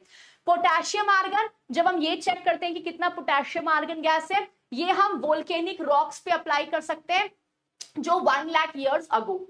इलेक्ट्रॉन स्पिन मेथड, कोई हमको हड्डी या शेल मिला हम वो यूज कर सकते हैं। यूरेनियम सीरीज मेथड, हम उन चट्टानों पे यूज करेंगे जिसमें कैल्शियम कार्बोनेट है, ठीक है। फिजन ट्रैकिंग मेथड, जैसे कोई ग्लास हो गया, मिनरल हो गया। पैलियोमैग्नेटिक डेटिंग, कोई भी चीज जो 650 से 700 डिग्री सेंटीग्रेड पे हीट की गई है, हम ये चेक करेंगे कि अर्थ का मैग्नेटिक फील्ड क्या था और इस ऑब्जेक्ट का कितना है, उस हिसाब से हमको डेट का आइडिया लगेगा। अमीनो एसिड एनालिसिस, हड्डी। डेंड्रोलॉजीज, जब आप पेड़ के जो ब्रांचेस हैं, जो उनका ट्रंक है, उसके हिसाब से डेट देख रहे हो। एंड इंफ्रारेड स्टिम्युलेटेड मेथड, कोई भी, जैसे मान लो ना कोई आपने ना बरियल डिस्कवर किया, आपको दिख रहा है कि यार ये तो नई डिस्कवरी है, इस साइट में सारे लोगों को दफनाया गया, बट वो ना हजारों साल से अनडिस्टर्ब्ड है, मतलब वो साइट को किसी ने देखा ही नहीं है। तो उन साइट्स के डेटिंग के लिए हम ऑप्टिकली स्टिम्युलेटेड मेथड इस्तेमाल करेंगे।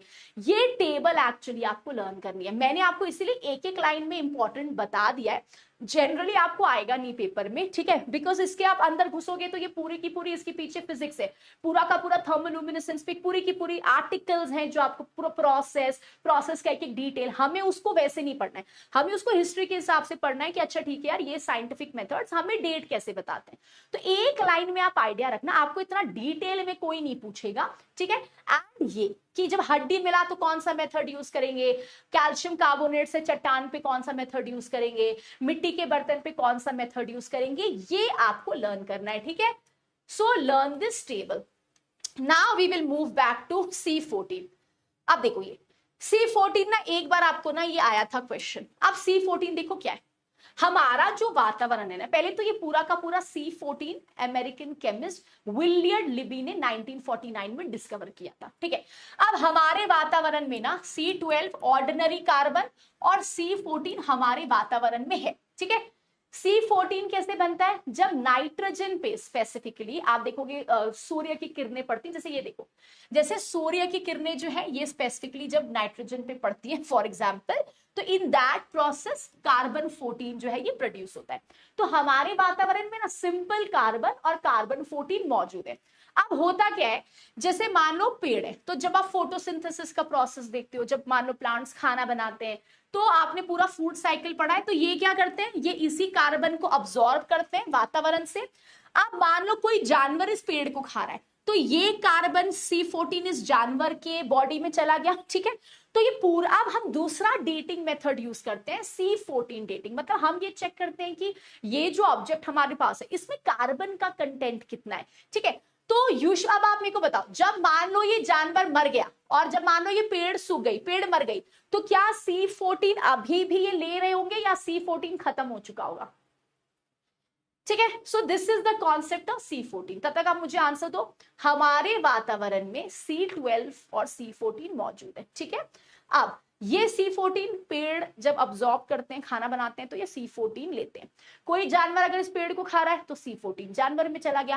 अब अगर मान लो ये जानवर मर गया या ये पेड़ मर गए, तो क्या ये C14 अभी भी यहां पे मिलेगा या C14 खत्म हो चुका होगा? Yes. So Shalu, is it clear? Fission tracking is clear?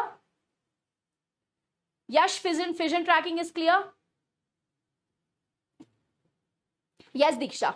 नहीं लेंगे ना, क्योंकि जब जानवर मर गए, जैसे आज हम सांस ले रहे हैं, द डे वी डाई, तो हम सांस लेना बंद कर देंगे ना, सेम लॉजिक। तो जानवर अगर मर जाता है तो वो C14 नहीं लेगा, अगर ये पेड़ मर जाते हैं तो C14 नहीं लेंगे, तो C14 ना डिसइंटीग्रेट होना शुरू हो जाएगा और यहीं से हम डेट फाइंड करते। देखो C14 का इंटेक जब कोई जानवर और पौधा मरता है तो ये बंद हो जाता है। C14 जो है स्पेसिफिकली ये विघटन होने लगता है, ये टूटने लगता है, ये डिसइंटीग्रेट करने लगता है। At the rate of her 5730 साल में 1/2 के रेट पे ये डिसइंटीग्रेट करता है, टूटता है। तो अब साइंटिस्ट इस हिसाब से कैलकुलेशन करेंगे कि C14 कितना डिसइंटीग्रेट किया कितने सालों में, उस हिसाब से हमको आइडिया लग जाएगा कि ये जो पौधा है या ये जो जानवर है उसकी डेथ कब होगी। But again exact dating method आपको नहीं मिलेगा, प्लस माइनस कुछ साल हम लेके हमेशा चलते हैं, क्योंकि C14 डिसइंटीग्रेट कब करता है, कितना साल है, ये सब में प्रॉपर डेट्स हमको नहीं दिखते। ये पूरा का पूरा C14 है। तो अगर आपको कोई कोयला मिल गया, कोई लकड़ी मिल गया, कोई बीज मिल गई, ठीक है, कोई हड्डियां मिल गई, कोई आपको पौधे के रिमेन्स मिल गए, तो हम C14 मेथड से भी उसका डेट चेक कर सकते हैं। Clear everybody? ठीक है। अब आ जाओ लास्ट सेक्शन में कि जब हम हिस्ट्री में साइंटिफिक टेक्निक यूज करते हैं, यहां तक किसी को कोई भी प्रॉब्लम है everybody? Anyone has any problem? यहां से हम टर्म्स में चले जाएंगे। तो यहां पे आपको याद रखना है पैलियोबोटैनिकल क्या होता है, आर्क्योमेट्री क्या होता है। देखो पहले नहीं आता था, अब जब से हिस्ट्री में 41 लाइनर क्वेश्चंस आने लगे, थोड़ा सा हमें ये सब पढ़ना है, ठीक है। सैल्वेज आर्कियोलॉजी, एक एक लाइन में डेफिनेशन, थोड़ा सा लॉजिक की भाई इसका मतलब क्या है। टिल हियर सबको सब कुछ समझ आ गया? किसी को कोई भी प्रॉब्लम है एवरीबॉडी? आर्कियोलॉजी क्या होता है ये क्लियर है, ठीक है। दो डेटिंग मेथड्स क्या है वो क्लियर है, अलग अलग टाइप ऑफ साइट्स कैसे मिलते हैं वो क्लियर है, ठीक है। सेरिएशन क्या होता है, स्ट्रैटिग्राफी क्या होता है, ठीक। Absolute dating method, uranium dating is clear, potassium argon clear है, कोई दिक्कत नहीं है। इसीलिए मैंने आपको बोला आप इसके ना ज्यादा साइंस में मत जाना, क्योंकि हमें बस टेक्निकली वो टेबल चाहिए। हाँ हो सकता है कभी असर्शन रीजनिंग में ना आपको उस मेथड पे एक लाइन आ जाए, तो आइडिया होना चाहिए बहुत ज्यादा। अगर आप यूरेनियम फिजन में जाओगे तो उसमें तो प्रॉपर आर्टिकल्स हैं, प्रॉपर तरीका एक्सप्लेन किया गया है, that is whole physics chemistry. तो we don't need to go there, हमें ऊपर ऊपर पढ़ना है अपने काम के लिए, ठीक है। चलो किसी को कोई दिक्कत नहीं है, चलो अब शुरू करते हैं। ये थोड़ा ध्यान देना, अभी क्लास में इसको लर्न कर लो। सबसे पहले आ जाओ आर्कियोमेट्री, पुरातत्वमिति। आर्कियोमेट्री क्या होता है? जब हम हिस्ट्री को पढ़ने के लिए मल्टीपल साइंटिफिक चीजों का इस्तेमाल करते हैं, मल्टीपल साइंटिफिक मेथड, जैसे अभी देखो ना थर्मोलुमिनेसेंस मेथड, ये सब यूरेनियम का फिजन, ये सब तो साइंस के मेथड्स हैं।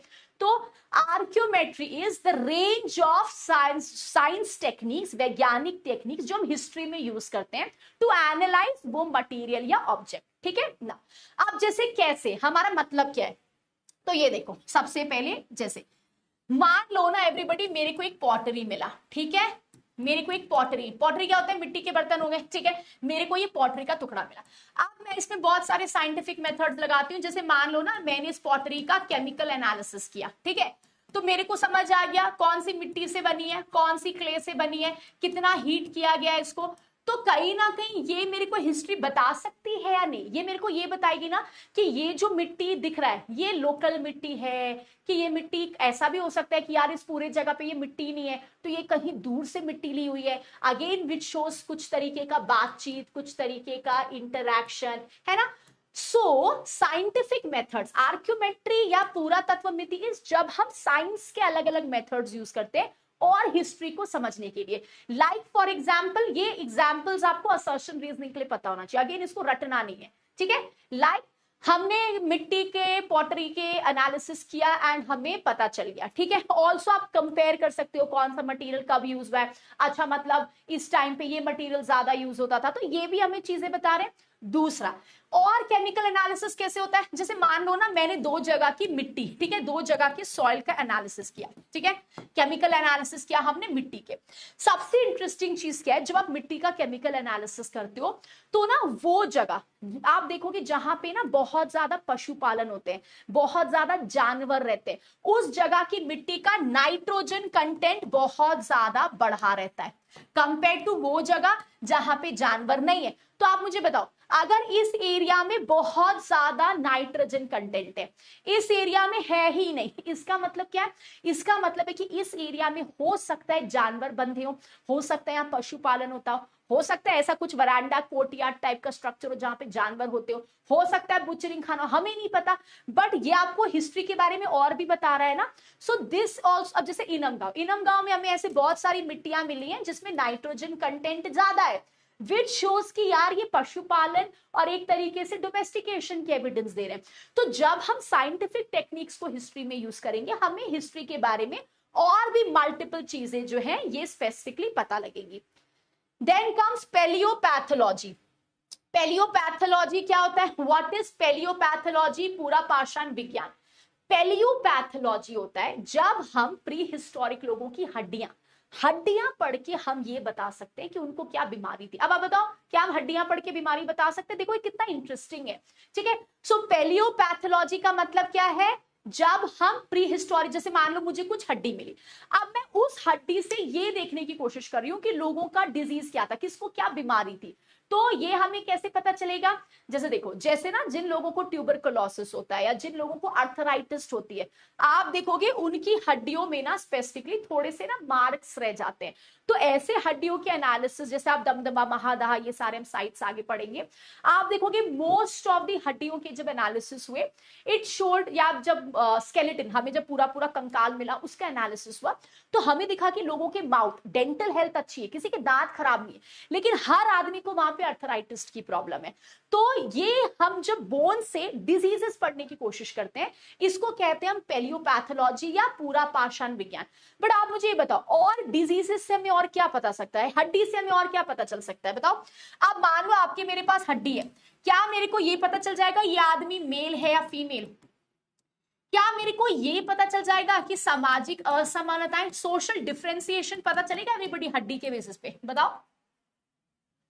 क्या हमें ये पता लगेगा, क्या हमें लोगों का डाइट पता लगेगा हड्डी के बेसिस पे, क्या आपको ये पता लगेगा कि अप्रोक्सीमेटली पॉपुलेशन साइज कितनी होगी, लोगों की लाइफ स्पैन कितनी होगी, ये सब हमें हड्डियों के थ्रू पता लगेगा। मान लो हमें हड्डी मिली, ठीक है भाई, उसको पढ़ के हमने ये अज्यूम कर लिया, हम कंक्लूजन पे आ गए कि वो अर्थराइटिस और ट्यूबरकुलोसिस से हड्डियों पे कलरिंग और मार्क आ जाते हैं, तो यहाँ के लोगों को अर्थराइटिस है। तो क्या हमें पता चलेगा मेल फीमेल है, यस। क्या हमें ये पता चलेगा सामाजिक असमानता, यस। अब देखो, अगर मुझे पता है कि यही जगह के लोगों को अर्थराइटिस हो रहा है, एक तो ये जेनेटिक भी हो सकता है, तो वहां पे आपको और भी ज्यादा अच्छी अंडरस्टैंडिंग मिल जाएगी एवोल्यूशन की। दूसरा, डाइट क्या खा रहे हो, जैसे कुछ लोग होंगे जिनके डाइट्स में बहुत ज्यादा कार्बोहाइड्रेट्स होगा, कोई बहुत ज्यादा नॉनवेज खाते होंगे, तो उस हिसाब से भी बीमारियां हो सकती हैं पर्टिकुलरली। तो उन बीमारियों को पढ़ के हमको सामाजिक असमानताएं, सोशल डिफरेंशिएशन भी पता लग रहा है। वी वुड ऑल्सो नो कि लोग डाइट क्या खाते हैं, हो सकता है कुछ एरिया में लोग सिर्फ वेजिटेरियन खाते हो, ये सारी चीजें हमको पता लगेंगी, ठीक है। We will also come to know कि आइडियली जैसे जो स्केलेटन्स कंकाल होते हैं आपको पता चल जाता है कि इतनी एज महिलाएं हैं, और अगर बहुत सारी उसी एज महिलाओं का कंकाल मिला इट कुड शो कि जरूर कोई प्रॉब्लम है, क्योंकि सारे लोग उसी एज ग्रुप में आके मर रहे हैं। तो आप सोचो कितने सारी चीजें हमको सिर्फ और सिर्फ एक हड्डी के टुकड़े से पता चलता है। अब आप बताओ क्या हड्डी का टुकड़ा हमको ट्रेड और कम्युनिकेशन बताता है, मान लो मेरे को अब सबसे इंटरेस्टिंग चीज क्या, देखो आज जो लोग फिश खाते हैं, जो अब तो क्या हुआ, अब आप देखोगे कि कोई ऐसी एरिया है प्री हिस्ट्री में जिसके आसपास कोई रिवर नहीं, अगर मुझे मछली खाना है तो मेरे आसपास कोई नदी होगी, कोई रिवर होगा, but there are lot of places जहां पे 200-300 किलोमीटर तक कोई भी पानी का सोर्स नहीं, लेकिन वहां पे हड्डियां मिली मछली की, विच मीन्स कि ये ट्रेड हुआ है ना, क्योंकि एक दो नहीं, प्रॉपर प्रॉपर हड्डियां, कैसे फिश एक जगह से दूसरी जगह जा रहे हैं, तो अगर मेरे को मछली की हड्डियां मिली अगेन विच मीन्स कि लोग ट्रेड कर रहे होंगे प्रॉपर तरीके से, है ना। सो एक हड्डी का टुकड़ा आपको मल्टीपल चीजें बताता है। Then comes palaeontology, जीवाश्मकी।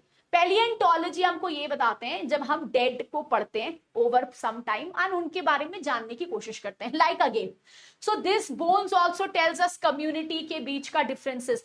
बोन्स आपको ये भी बता सकते हैं, हड्डियां आपको ये भी बता सकते हैं कि ये जो जानवर है ये पशुपालन वाला जानवर है या एक्चुअली इसको खाया गया है, कैसे, क्योंकि जब आप हड्डियों को एनालिसिस करते हो, जैसे कैसे आप रोस्ट करते हो ना, चिकन रोस्ट करते हो, मटन रोस्ट करते हो, तो जब आप रोस्ट करते हो ना तो हड्डियों में भी मार्क हो जाता है, तो जब आप हड्डियों का एनालिसिस करोगे ना तो आपको पता चल जाएगा विद एनालिसिस कि ये ऐसी हड्डियां हैं जो रोस्ट हुई हैं, तो समझ आ जाएगा कि ये जानवर को मार के खाया गया है। तो हड्डियां आपको ये भी बता दे रही है किस जानवर का पशुपालन हुआ है, कौन हंटेड है, किसको कौन सी डिजीज है, कौन कब मरा है, जनरल एज क्या है, ये एरिया में बुच्चड़ खाना था या नहीं। जैसे आप देखोगे बहुत सारे प्री हिस्ट्री साइट्स हैं जहां पे बहुत हड्डियां मिली, बट सारे हड्डियों में ना रोस्टिंग मार्क्स हैं, विच मीन्स कि शायद वो बुच्चड़ खाना हो, जहां पे आप जाते हो ना नॉनवेज कटवाने के लिए खाते हो, तो हो सकता है ये बुच्चड़ खाना है। तो सोचो सिर्फ हड्डियों के एविडेंसेस हमको इतनी सारी चीजें बताते हैं। फिर आज अब ये एक एक लाइन में आपको याद रखना है, ठीक है।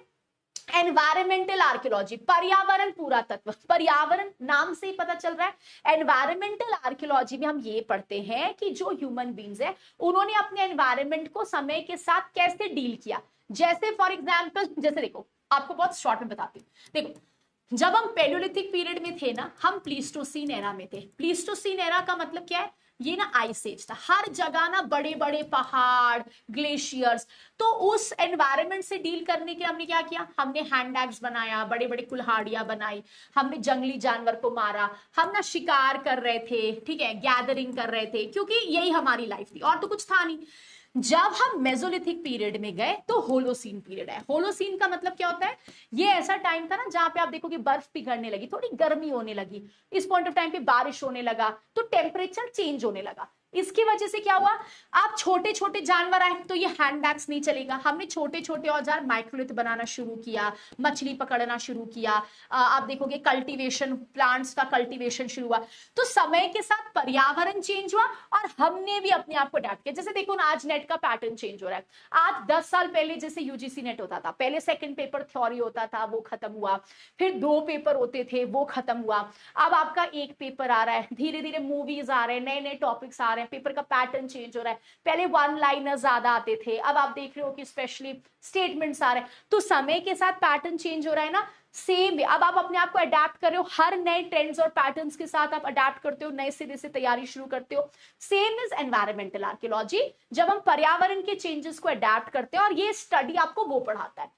फिर आ जाओ पेलियो बोटानिकल, पूरा वानस्पतिक अध्ययन, ये आपको ये दिखाता है, देखो बोटानिकल मतलब वनस्पति, मतलब कोई पौधा का रिमेन मिल गया, कोई बीज मिल गई, कोयला मिल गया, ये सब पढ़ के हम किस तरीके से हिस्ट्री बता सकते हैं।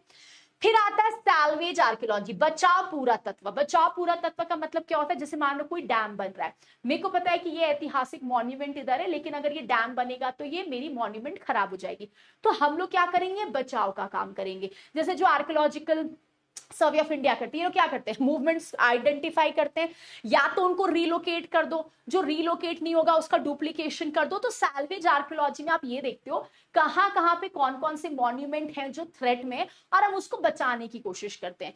कॉग्निटिव आर्कियोलॉजी, संज्ञात्मक पुरातत्व का मतलब होता है जब हम ये पढ़ते हैं कि लोगों की थिंकिंग क्या थी। जैसे हड़प्पन, अब हड़प्पन वाले क्या सोचते थे, क्या धर्म है उनका, ठीक है, किस तरीके से उनकी बिलीफ क्या है, मान्यताएं क्या है, क्योंकि मदर गॉडेस भी दिख रहे हैं हमको, पशुपति सील भी दिखता है हमको, मिथिकल ऑब्जेक्ट भी मिलते हैं, ऐसे भी लोग हैं जो ह्यूमंस हैं बट पीछे से जानवर जैसे फीचर्स भी हैं, तो वो क्या सोचते थे, क्या करते थे, कैसे रहते थे, कैसे रिलीजन था, ये सब की पढ़ाई हम करते हैं कॉग्निटिव आर्कियोलॉजी, संज्ञानात्मक पुरातत्व में। अब ये एक एग्जाम्पल है, एक बार आपको ये आया था, बहुत साल पहले नागार्जुना कोंडा जो कि आंध्र प्रदेश में है, यहाँ पे नागार्जुना सागर डैम बन रहा था कृष्णा नदी के पास। बिफोर ये हुआ 1954 से 1960 के बीच में आर्कियोलॉजिकल सर्वे ऑफ इंडिया गई, सारे एरियाज को एनालाइज किया उन्होंने, एंड 9 स्ट्रक्चर्स को ट्रांसप्लांट किया गया, रीबिल्ड किया गया, और 14 ऐसे स्ट्रक्चर्स जिसको हम लोग रिमूव नहीं कर सकते थे उनके डुप्लीकेशन बने। तो ये सैल्वेज आर्कियोलॉजी, पूरा तत्व जो हमारे बचाव पूरा तत्व है वो ये करती है कि जैसे कुछ स्ट्रक्चर्स बन रहे, अर्बनाइजेशन हो रहा है, देखो हर दिन कुछ ना कुछ कंस्ट्रक्शन होगा, तो उसके वजह से अगर कुछ ऐतिहासिक मॉन्यूमेंट्स बिगड़ रहे हैं तो हम उसका कैसे सोल्यूशन ला सकते हैं, उसको कैसे सेव कर सकते हैं। ठीक है, फिर आ जाओ field archaeology. Field archaeology deal करती है एक तो साइट्स खोजना, साइट्स को एक्सकवेशन करना, साइट्स की खुदाई करना। अब ये साइट्स की खुदाई दो तरीके से हो सकती है, हम इसको वर्टिकल कर सकते हैं जैसे अलग अलग लेयर्स में खुदाई कर रहे हैं, या हम हॉरिजॉन्टल कर सकते हैं। पहले क्या होता था, पहले हम इस तरीके से रॉड से खुदाइयां करते थे, जिससे क्या हुआ, बहुत सारे हमारे जो ऑब्जेक्ट्स हैं वो टूट जाते थे। अब क्योंकि साइंस बहुत एडवांस कर गया है, टेक्नोलॉजीज बहुत ज्यादा आ गई है, तो अब हम प्रॉपर साइंटिफिक मेथड और हम proper high definition satellite image के थ्रू भी एक्सकवेशन करते हैं। एथनो आर्कियोलॉजी, एथनो पुरातत्व का मतलब क्या है, जब हम किसी लिविंग कम्युनिटी के बिहेवियर को पढ़ रहे हैं, जैसे मान लो महिलाएं, तो हमने देखा कि गुप्ता पीरियड में महिलाओं का क्या कंडीशन था, गिल्ड्स जो एसोसिएशंस बने व्यापारी के, उनका समय के साथ किस तरीके से उनका पावर पोजीशन बढ़ा, समय के साथ वो पावरफुल हुए नहीं हुए। तो एथनो आर्कियोलॉजी डील करता है जो लिविंग कम्युनिटी है वो क्या प्रैक्टिस करते थे, उनकी बिहेवियर क्या थी, बाकी लोगों के साथ बिहेवियर क्या था, ये एथनो पुरातत्व डील करता है। मरीन आर्कियोलॉजिस्ट, जब मुझे पता है कि देयर आर साइट्स जो पानी के नीचे, बट वो आपके मेरे बस का नहीं है, क्योंकि हमें पूरी जियोलॉजिस्ट की टीम चाहिए। वी नीड पीपल जो सर्व कर रहे हैं, वी नीड पीपल जो प्रॉपर जियोफिजिस्ट हो गए, जो डाइवर करेंगे, फोटोग्राफर्स हमें चाहिए। तो पूरी की पूरी टीम बनती है अगर हमें लगता है कि ये कोई साइट है जो अंडर वाटर चला गया है, उसका एक्सकवेशन करना है। एंड बहुत सारे ऐसे साइट्स के लिए आजकल हम रिमोट सेंसिंग, रीजनल सर्वे, हाई डेफिनेशन लैंडस्लाइड इमेजेस का इस्तेमाल करते हैं, जिससे ये पुराने मेथड्स अब हम थोड़ा थोड़ा छोड़ रहे हैं। क्योंकि अब मान लो यहाँ कोई पॉटरी का टुकड़ा यहाँ हो गया, मान लो कुछ यहाँ पे ऐसे जार हुआ, तो ये पूरे के पूरे टूट जाएंगे। So that is why it is very important कि अब हम साइंटिफिक मेथड्स को यूज करें। ऑल्सो जब भी आप साइट्स में एक्सकवेशन करते हो, सबसे इंपॉर्टेंट इज फोटोग्राफी, क्योंकि आप खुदाई तो कर रहे हो, मान लो आपको कुछ मिला बट वो टूट गया, तो आप दुनिया को दिखाओगे कैसे। तो वेरी इंपॉर्टेंट इज फोटोग्राफी, कि जैसे जैसे आप अंदर लेयर्स में जा रहे हो, हर चीज का फोटोग्राफी और वीडियो रिकॉर्डिंग हो रहा है एज अ प्रूफ कि आपको हिस्ट्री के बारे में क्या पता चल रहा है ना। अब ये एक बड़ी इंटरेस्टिंग केस स्टडी है, क्योंकि आजकल हमें केस स्टडीज भी पेपर में आते हैं, ठीक है ना। सो सोशल एंड, अब देखो ये ना स्पेशली अर्चना चौकसी जो है, इन्होंने ना एक केस स्टडी किया। ये आपको ये बताती है कि देखो यार, पूरा तत्व सोर्सेस से हम एक्चुअली लोगों के सोसाइटी और कल्चर को पढ़ सकते हैं। कैसे, तो ये कहती ना कि देखो दो गांव का ये एनालिसिस करती है, गुडियाली एंड लोडाई। ये दोनों गांव ना स्पेशली गुजरात में। अर्चना चौकसी ये कहती कि देखो अगर टेक्नोलॉजी को, अगर पॉटरीज को, आर्कियोलॉजिकल सोर्सेस को, पूरा तत्व सोर्सेस को ध्यान से पढ़ोगे ना, तो सोसाइटी के बारे में ना बहुत कुछ पता चलता है। तो ये ना पॉटरी के बेसिस पे हमको ये बताती है, इनकी केस स्टडी है। जैसे देखो, ये कहती है कि ये दोनों गांव स्पेशली गुजरात में, ठीक है, और ये कहती है कि देखो मैंने यहाँ पे देखिए बहुत सारे पॉट्स हैं, सब अलग अलग शेप और फॉर्म में, ठीक है ना। ये कहती है कि जो गुडियाली और लोडाई के पॉटर्स हैं, इनके वेसल्स अलग अलग थे। जैसे गुडियाली में जो लोग रहते थे वो किसान हो गए, लेबर हो गए, सर्विस क्लास वाले लोग हो गए। लोडाई में किसान और चारवा लोग ज्यादा थे। तो क्योंकि इन ग्रुप्स की लाइफस्टाइल अलग है, तो इनके पॉटरीज अलग अलग थे। क्योंकि दूसरे ग्रुप की, आप देखो ये किसान और हर्डर है, तो ये अपने हिसाब से पॉटरी बना रहे हैं जो इनको चाहिए। जहां पे मान लो किसान, लेबर, सर्विस क्लास है, वो अपने हिसाब से अपना पॉटरी बनाएंगे। तो ये कहती ना कि जब मैंने इन दोनों एरियाज के पॉटरी को देखा, पहले तो एक चीज है कि दोनों की पॉटरी अलग है, विच शोज की लोग अपने हिसाब से पॉटरी बना रहे हैं। सेकंड थिंग वो ये कहती है कि अगर तुम इस पॉटरी को एक्चुअली अच्छे से देखोगे, तो तुम देखोगे ना पॉटरी में ज्यादा चेंजेस नहीं है, इट इज सिंपल, बहुत टाइम तक सेम ही पॉटरी इस्तेमाल हुई। लेकिन ये कहती है कि यहाँ के लोग एक्सपेरिमेंट नहीं करते थे, बट कभी कभी हमको कुछ नया चीज भी मिला जो ये दिखा सकता है। जैसे कहते हैं फेस्टिवल्स के समय हम नया बर्तन खरीदते हैं, तो ये कहते हैं कि जनरली ये पॉटरी में कोई चेंज नहीं है, विच मीन शायद लोग एक्सपेरिमेंट उतना नहीं करते थे, लेकिन कभी कभी चेंज हुआ, जो अगेन इनकी सोशल और धार्मिक चीजों को रिफ्लेक्ट कर सकती है। तो अर्चना चौकसी की ना ये केस स्टडी है। ये केस स्टडी कहते हैं कि कैसे एंशिएंट इंडिया सेरेमिक ट्रेडिशन, कैसे एंशिएंट इंडिया पॉटरी ट्रेडिशन, अगर इसको एरिया बाय एरिया पढ़े और ध्यान से पढ़े तो ये भी हमको सोसाइटी और सोसाइटी में क्या चेंजेस हो रहे हैं इसके बारे में डिटेल रेफरेंस जो है ये देता है।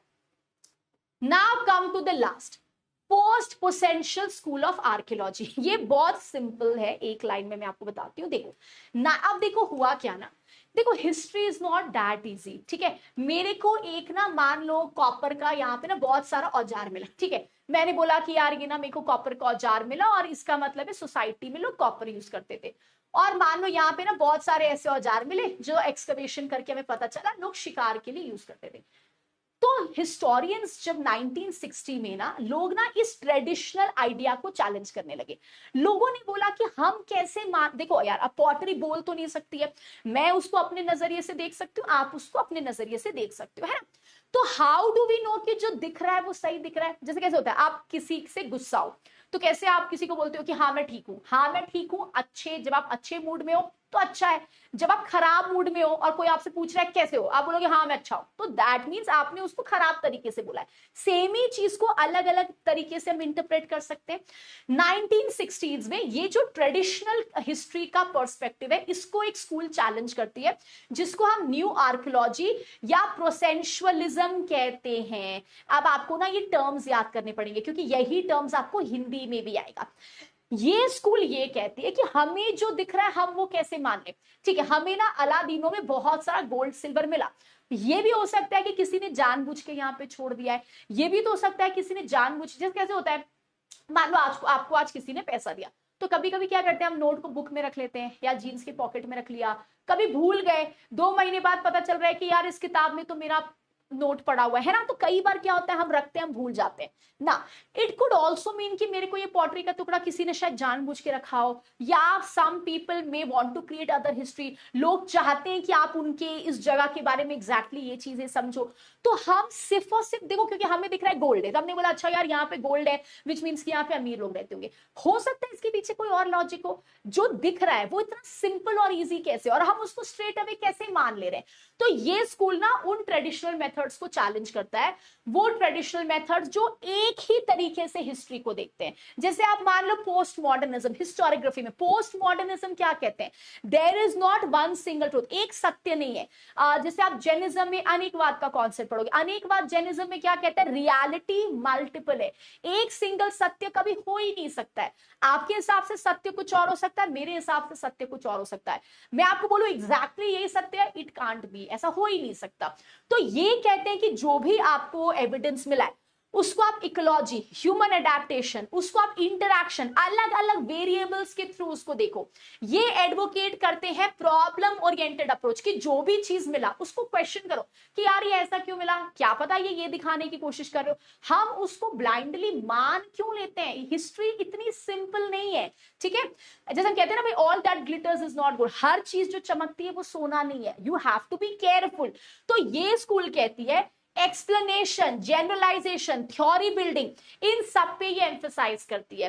एंड ये स्कूल चैलेंज करती है उन अजम्पशन को कि क्योंकि ये हुआ ऐसा ही होगा। वो मान्यताएं जो सालों साल से सेट है, वो विधियां, इनको ये स्कूल चैलेंज करती है। ये स्कूल क्वेश्चन करती है ऑब्जेक्टिव नॉलेज की, पास सिर्फ पॉजिटिव, एग्जैक्टली जो पोस्ट मॉडर्निस्ट कहते हैं ऑब्जेक्टिव ट्रूथ कि भाई यही सच्चाई नहीं। ये स्कूल क्वेश्चन करती है कि हमने बोला इस पीरियड में ये हो रहा है, हो सकता है कुछ और भी, क्या हमने इसको अलग अलग एंगल से देखा है, हम उसको, किसी ने उसको वैसा बता दिया, हम उसको वैसे ही सालों साल से मान रहे हैं। सो ये जो पोस्ट पोसेंशियलिस्ट स्कूल है ये क्वेश्चन करती है एक single knowledge of the past. ये कहती है कि भाई जो भी आपको मटेरियल चीजें मिली है इसका हिस्ट्री बहुत कॉम्प्लेक्स है। एंड ये भी तो हो सकता है कि ये सोशल ग्रुप कुछ डिस्गाइज करने की कोशिश कर रहे हो, कुछ छुपाने की कोशिश कर रहे हो। मे बी हमने हिस्ट्री में हर चीज को इतने सिंपल तरीके से गलत पढ़ा है, हो सकता है उसके पीछे और भी कोई रीजंस है जहां तक हम कभी सोचे ही ना हो। तो ये स्कूल ना इस तरीके से हिस्ट्री पढ़ने के लिए एक तरीके से ये अप्रोच को स्पेशली कहती है, और ट्रेडिशनल हिस्ट्री राइटिंग को ये स्कूल जो है ये क्वेश्चन करती है। ठीक है, and this is the last part. अब हमने एक ऊपर ऊपर पढ़ लिया। अब in the end archaeological sources का फायदा क्या है? ये जो भी हमको मटेरियल रिमेन्स मिला, जो भी हमको पूरा तत्व सोर्सेस मिला, इसका फायदा क्या है एवरीबॉडी? आर्कियोलॉजिकल सोर्सेस में क्या आया? जैसे मान लो इंस्क्रिप्शंस, शिलालेख आया, जो हम शाम की क्लास में करेंगे। जैसे मान लो सिक्का आया, जैसे मान लो हमको पॉटरी मिला, ठीक है, कोई हमें महल का टुकड़ा मिला, कोई हमें मान लो ज्वेलरी मिला, ठीक है, कोई हमें ना पॉलन ग्रेन मिली, कोई हमें फूल के।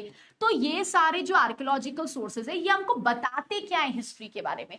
So why is this important? ये आपके एंड में ना थ्योरी में आप इसको सीधे सीधे पॉइंट फॉर्म में पढ़ लो, रटने की जरूरत नहीं है। तो ये हमको क्या बताते हैं हिस्ट्री के बारे में? सबसे पहले देखो ये आपको अनएक्सप्लोर्ड एरियाज ऑफ हिस्ट्री बताते हैं। ठीक है, जैसे आज अर्चना चौकसी ने पॉटरी पे केस स्टडी किया, तो ये आपको ये बता रहे हैं ना कि लोग अपने डेली लाइफ में क्या करते हैं, जनरली लोगों की सोसाइटी क्या चल रही है, सोसाइटी में चेंजेस क्या आ रहे हैं, लोगों की लाइफस्टाइल क्या है। कहीं ना कहीं देखो कोई भी बुक की अगर हम बात करें तो ये आर्कियोलॉजिकल सोर्सेज ना आपको डेली की चीजें बता रहे हैं कि जनरली लाइफ में क्या चल रहा था, लोग क्या कर रहे हैं, हर तरीके से। पॉटरी आपको डिविजन ऑफ लेबर भी बता रही है। ठीक है, क्यों पॉटरी इस्तेमाल हुआ, कैसे हुआ, कब क्या प्रोडक्शन बढ़ा, तो ये सारी चीजें आपको आर्कियोलॉजिकल सोर्सेस बता रही है। अब जैसे सिक्का, सिक्का आपको ये बता रहा है कौन सा डायनेस्टी है, किस डायनेस्टी में कौन सा मेटल इस्तेमाल हुआ, कब वो डायनेस्टी डिक्लाइन कर रही है। सिक्के के पैटर्न्स आपको अलग हिस्ट्री बता सकते हैं। सतवाहनास में शिप बनाए तो ट्रेड के हिसाब से एविडेंस है। समुद्रगुप्त आपको अश्वमेध भी करते हुए दिख रहे हैं, वीणा बजाते हुए भी दिख रहे हैं, लायन को मारते हुए भी दिख रहे हैं। तो दोनों पर्सनालिटीज सेम। पॉटरी के साथ साथ महल, महल के टुकड़े भी जैसे आपको देखोगे मॉडर्न पीरियड में हमें बहुत सारे महल के टुकड़े मिले पाटलिपुत्रा में। This is also telling you, जैसे रॉक एडिक्स मिला, चट्टान मिला, ये आपको ये बता रहे हैं कि यार मॉडर्न पीरियड में जनरली सोशल लाइफ में क्या था, सोशल टेंशंस चल रहे थे, नहीं चल रहे थे। हमें पॉलन ग्रेन मिला, ये बता रहा है कि इसका एनालिसिस करके गुरदीप सिंह कहते हैं कि भाई एक पॉइंट ऑफ टाइम पे टेम्परेचर ड्राई होने लगा था। तो आर्कियोलॉजिकल सोर्सेज ना एक तरीके से वो अनसेड अनएक्सप्लोर्ड थिंग्स हमको बताते हैं। प्लस सेम ये हमको पॉलिटिकल हिस्ट्री भी बताते हैं, इंस्क्रिप्शन में राजनीतिक हिस्ट्री के एविडेंस मिलते हैं। ये हमको अगेन इकोनॉमिक आर्थिक हिस्ट्री भी बताते हैं। कैसे? अब सिक्का है, सिक्के में मैं गोल्ड देती थी, आप मेरे बाद आए, आपने ना अलॉय और लेड यूज कर लिया, तो मतलब क्या है, या तो गोल्ड का इंपोर्ट बंद हो गया, बट अगर हम गोल्ड के सिक्के प्रोड्यूस कर रहे हैं तो इंपोर्ट नहीं करेंगे क्योंकि महंगा हो जाएगा, विच मीन्स कि शायद डायनेस्टी डिक्लाइन कर रही है। सेम वे जो हमें मॉन्यूमेंट्स के टुकड़े भी मिलते हैं वो भी हमको डायनेस्टी के स्टेबिलिटी के बारे में बता रही है। ठीक है, सो पॉलिटिकल, इकोनॉमिक, सोशल एविडेंस हमको मिलते हैं इससे। तो हर तरीके से ये हमको स्पेसिफिकली हिस्ट्री के एविडेंस देते हैं। देयर आर इंस्क्रिप्शंस जो आर्ट एंड कल्चर के बारे में बात करते हैं, इनको हम डिटेल में भी करेंगे जब हम आगे की क्लासेस करेंगे। तो इसीलिए आर्कियोलॉजिकल एविडेंस हमारे लिए बहुत इंपॉर्टेंट है। बट प्रॉब्लम क्या है, हम इन पे 100% भरोसा नहीं कर सकते। इनफैक्ट आप देखोगे प्री हिस्ट्री के लिए सबसे इंपॉर्टेंट है। प्री हिस्ट्री एंशिएंट हिस्ट्री का सबसे बड़ा फेज है। तो जो पेलियोलिथिक पीरियड है, जो मेसोलिथिक पीरियड है, जो नियोलिथिक पीरियड है, यहाँ पे कोई किताब नहीं है हमारे पास। हम इस पीरियड को कैसे पढ़ते हैं? इन्हीं के थ्रू स्पेसिफिकली हम इस पीरियड को पढ़ते हैं। तो ये आपको उन एरियाज ऑफ हिस्ट्री, वो टाइम पीरियड्स के बारे में बता रहे हैं। अब जैसे देखो कैसे हमने चीजों में केमिकल एनालिसिस किया, हमें नई हिस्ट्री पता चल रही है। ये सब चीजें हमें बुक्स में नहीं पता चलती है ना, इसीलिए पूरा तत्व सोर्सेस प्लस बुक्स को यूज करके हम एक कंप्लीट हिस्ट्री जो है इसको क्रिएट करते हैं। ठीक है, this ends the class. Gundiyali and Lodai दो पॉटरी मैन्युफैक्चरिंग विलेजेस थे। ये कहाँ है? गुजरात, कर्नाटका, तमिलनाडु एंड केरला। ठीक है, so with this everybody we end the session. I hope you enjoyed it, but remember इस टॉपिक में मैक्सिमम टू मैक्सिमम 2-3 घंटा वो भी टर्म्स याद करने के लिए, उससे ज्यादा आपको देने की जरूरत नहीं है। ठीक है, तो पहले क्या पढ़ोगे? आर्कियोलॉजी क्या होती है? एक लाइन में है ना, रट्टा नहीं मारना है। ठीक है, सो आर्कियोलॉजी इज पास्ट रिमेन्स का एनालिसिस। टैक्सोनॉमी इज जब हमने आर्टिफैक्ट्स को क्लासिफाई किया। फिर कल्चर क्या होता है, ये सारी इंडस्ट्रीज क्या होती हो गई ना। साइट्स हमको कैसे मिले? तो अलग type of sites. How did you discover it? तो आर्किटेक्चरल, हमारे आर्टिफैक्ट, कॉन्टेक्स्ट, ये सब लर्न नहीं करना है, रीड करना है कि डिपेंड्स कि कहाँ पे क्या मिला है, केव में मिला है, लोकेशन के हिसाब से, सामान के हिसाब से हमने साइट्स को अलग अलग पार्ट्स में डिवाइड कर दिया। ठीक है, फिर हमने क्या देखा, रिलेटिव डेटिंग क्या होती है, एब्सोल्यूट डेटिंग क्या होती है। ठीक है, तो रिलेटिव हो गया जो आपको एक आइडिया देता है, एब्सोल्यूट एक तरीके से लिटिल बिट एक्यूरेट डेट्स देता है। अब रिलेटिव और एब्सोल्यूट में क्या आता है, वन लाइन में आपको ये पता होना चाहिए। ठीक है, जैसे सीरिएशन क्या हो गया, ठीक है, मैं नेक्स्ट क्लास इसको रिवाइज करवाऊंगी, इसको एक बार पढ़ लेना। सीरिएशन क्या हो गया, फिर डेंड्रोलॉजी क्या हो गया, ठीक है, थर्मोलुमिनेसेंस मेथड क्या हो गया, पोटेशियम आर्गन मेथड क्या हुआ, किस पे हम लोग ये मेथड यूज करते हैं, ये पूरी टेबल जो है, ये टेबल आपको लर्न करनी है। ठीक है, ये टेबल हमारा लर्न हो गया। अब आप आ जाओ टर्म्स में, डेफिनेशंस में। ठीक है, डेफिनेशंस में आ जाओ। पैलियोपैथोलॉजी क्या होता है, ठीक है, एथनो आर्कियोलॉजी क्या होता है, एथनो आर्कियोलॉजी क्या होता है एवरीबॉडी, जब हम कम्युनिटीज के बिहेवियर और रिलीजन के बारे में पढ़ते हैं, ethno archaeology. Then cognitive archaeology क्या होता है, कॉग्निटिव आर्कियोलॉजी क्या हुआ, जब हम लोगों की थिंकिंग बिलीफ के बारे में पढ़ते हैं। ठीक है, आर्कियोमेट्री क्या हुआ, जब हम हिस्ट्री में बहुत सारी चीजों को साइंटिफिक मेथड से पढ़ते हैं, जब हम मल्टीपल साइंटिफिक टेक्निक्स हिस्ट्री में लगाते हैं। ठीक है, फिर सैल्वेज आर्कियोलॉजी क्या हुआ, जब स्पेसिफिकली हमारी कोई मॉन्यूमेंट है जो खराब होने वाली, उसको हम प्रॉपर वेरीफाई करते हैं, फाइंड आउट करते हैं और हम उसको बचाने के लिए शुरू करते हैं। ठीक है, उसके बाद पैलियो बोटानिकल क्या होता है, जब हम स्पेशली कोई कोयला या ये सारी चीजों से, स्पेसिफिकली सीड्स या पॉलन ग्रेन्स हो गए, इससे ये देखते हैं कि इन्होंने स्पेसिफिकली ये प्लांट रिमेन्स हमको क्या बता रहे हैं। एनवायरमेंटल आर्कियोलॉजी क्या हुआ, कि जब हम ये पढ़ते हैं कि पर्यावरण को लोगों ने किस तरीके से समय के साथ अडॉप्ट किया। ठीक है, वन लाइनर्स में आपको ये सब पता होना चाहिए, इससे ज्यादा इट इज नॉट रिक्वायर्ड। अगर ये आएगा, मोस्टली आपको ऐसे आएगा, इधर आपको वो टेबल आ जाएगी कि थर्मोलुमिनेसेंस, पोटेशियम आर्गन मेथड, और आपको आ जाएगा कोयला, आपको आ जाएगा हड्डी, तो ये मेथड्स हो गए, या तो ये आएगा, और मोस्टली आपको इस तरीके से वन लाइन की चीजें आ जाएंगी। एक क्वेश्चन आप यहां से एक्सपेक्ट कर सकते हो एग्जाम में, एक से ज्यादा नहीं। लेकिन जो नेट के अलावा state, PCS, TGT, PGT, set exams की तैयारी कर रहे हैं, ये टॉपिक वहां भी काफी आजकल ट्रेंडिंग है। पिछले 2-3 साल से ना ये टॉपिक काफी ज्यादा आने लगा है। ठीक है, so that means one question ही आपको आएगा, उससे ज्यादा नहीं आएगा। तो जब पढ़ोगे तो ध्यान रखना, go little bit factual here. ठीक है, यहाँ पे कुछ रटना आपको नहीं है, जो भी आएगा ऐसी वन लाइनर में आएगा। अगर स्टेटमेंट आता है तो उसमें वो 5 फैक्ट ही आएंगे, कोई कहानी नहीं है यहाँ पे, बट हाँ वन लाइनर्स में आपको करके आगे बढ़ना। अब ये नहीं कि थर्मोलुमिनेसेंस को रट्टा मार रहे हो, टाइम वेस्ट कर रहे हो, रिक्वायर्ड नहीं है। ठीक है, अब इसके साथ साथ आप इसका डीपीपी सॉल्व कर लेना। ठीक है, एक आइडिया लग जाएगा क्वेश्चंस कैसे फ्रेम होंगे, 2-3 क्वेश्चंस नए होंगे, that is to give you more information, उसको आप ऐड कर लीजिएगा। यहां तक किसी को कोई भी प्रॉब्लम है एवरीबॉडी? अब हम इसके बाद नेक्स्ट क्लास में मिलेंगे, जहां पे ये तो हमने बेसिक पढ़ लिया, अब हम थोड़े सीरियस टॉपिक्स में चलेंगे, इंस्क्रिप्शंस एंड सिक्के। इन द इवनिंग क्लास हम इंस्क्रिप्शंस करेंगे, इंस्क्रिप्शंस, शिलालेख, इनके बारे में हम बेसिक पढ़ेंगे। पूरे इंस्क्रिप्शंस ऑब्वियसली हम एक क्लास में नहीं पढ़ सकते हैं, क्यों? क्योंकि पीरियड वाइज इंस्क्रिप्शंस आते रहेंगे, बट हमें एक बेस डेवलप करना है। इंस्क्रिप्शंस में क्या लिपियां होती हैं, भाषाओं का क्या स्ट्रक्चर है, किस टाइम पे कौन सी लिपि भाषा मिलते हैं। अभी आपको क्रोनोग्राम्स वाले क्वेश्चन आए थे 2024 में, वो उसी टॉपिक से है। इंस्क्रिप्शन में लिखने का क्या तरीका है, ब्रह्मी क्या है, खरोष्टी क्या है, तो जो भी इंस्क्रिप्शंस के बेसिक्स हैं वो हम शाम को खत्म करेंगे। फिर topic wise, period wise inscriptions हम पीरियड के हिसाब से आगे करेंगे। ठीक है, सो दीज 3-4 क्लासेस ये आपको एक बेस सेटअप कर देगा कि ये चीजें आपको पता होनी चाहिए। इसको आप पीछे से लर्न करना शुरू करोगे, तब तक फिर हम प्री हिस्ट्री में एंटर कर जाएंगे। ठीक है, so anybody has any problem till here? Everyone, everything is all clear? चलो, so with this we will be ending the class. आप इसको एक बार गो थ्रू कर लेना, जिस तरीके से मैंने बताया इसी तरीके से आपको ये टॉपिक पढ़ने हैं, दैट इज हाउ आपको ये डील करनी है। अपार्ट फ्रॉम दिस कोई भी प्रॉब्लम होगी आप प्लीज पूछ लेना, एंड डीपीपी जरूर सॉल्व कर लो। Go through this. Anyone has any problem? Is it all good to go? चलो ठीक है, okay. So with this we will be moving forward, और फिर शाम को मिलेंगे 5 बजे। शाम की क्लास में थोड़ा जल्दी आ जाना, क्योंकि अगर स्टार्टिंग के 10 स्लाइड मिस हो गए तो पूरी कनेक्टिविटी है, तो अगर मिस हो जाएगा तो फिर टॉपिक्स में ना कनेक्शन नहीं रहेगा, फिर आपको थोड़ा सा यार बीच में मुश्किल हो जाएगा समझने में। और क्योंकि हम 10 स्लाइड कर चुके, हम पीछे भी नहीं जा सकते हैं, तो ट्राई टू मेक श्योर कि आप थोड़ा टाइम पे आ जाना, कि एक कनेक्टिविटी रहेगी।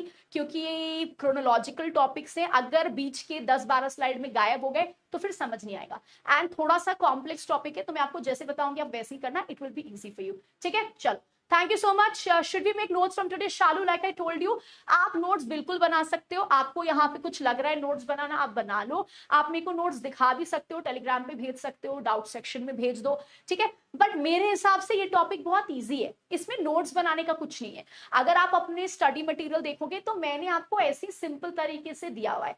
आप उन एरियाज के नोट्स बनाओ जो आपके लिए बहुत कॉम्प्लिकेटेड है, बट आप बना सकते हो। जैसे आपको आर्क्योमेट्री लिखो, सीधा लिखो साइंटिफिक टेक्निक, फिर पॉइंट फॉर्म में बनाना। ये नहीं कि हम पूरा सेंटेंस लिख रहे हैं। एथनो आर्कियोलॉजी लिखो तो लिखो कम्युनिटी, कॉग्निटिव आर्कियोलॉजी लिखो तो लिखो रिलीजियस बिलीफ, सैल्वेज आर्कियोलॉजी लिखो तो फिर आप लिखो रेस्टोरिंग ऑफ मॉन्यूमेंट। तो फिर कीवर्ड्स उठाना, ये नहीं कि फिर पूरी सेम लाइन हमने उसी को चेप दी, फिर नोट्स एक तरीके से आप कॉपी कर रहे हो जो टाइम वेस्ट करेगा।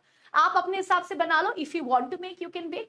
मेरा सजेशन है कि टॉपिक इजी, आप सीधा स्टडी नोट से पढ़ लो। जहां थोड़ा मुश्किल होगा मैं खुद आपको बोलूंगी कि यहाँ पे आपको नोट्स बनाने, मैं आपको बताऊंगी भी कैसे बनाना है।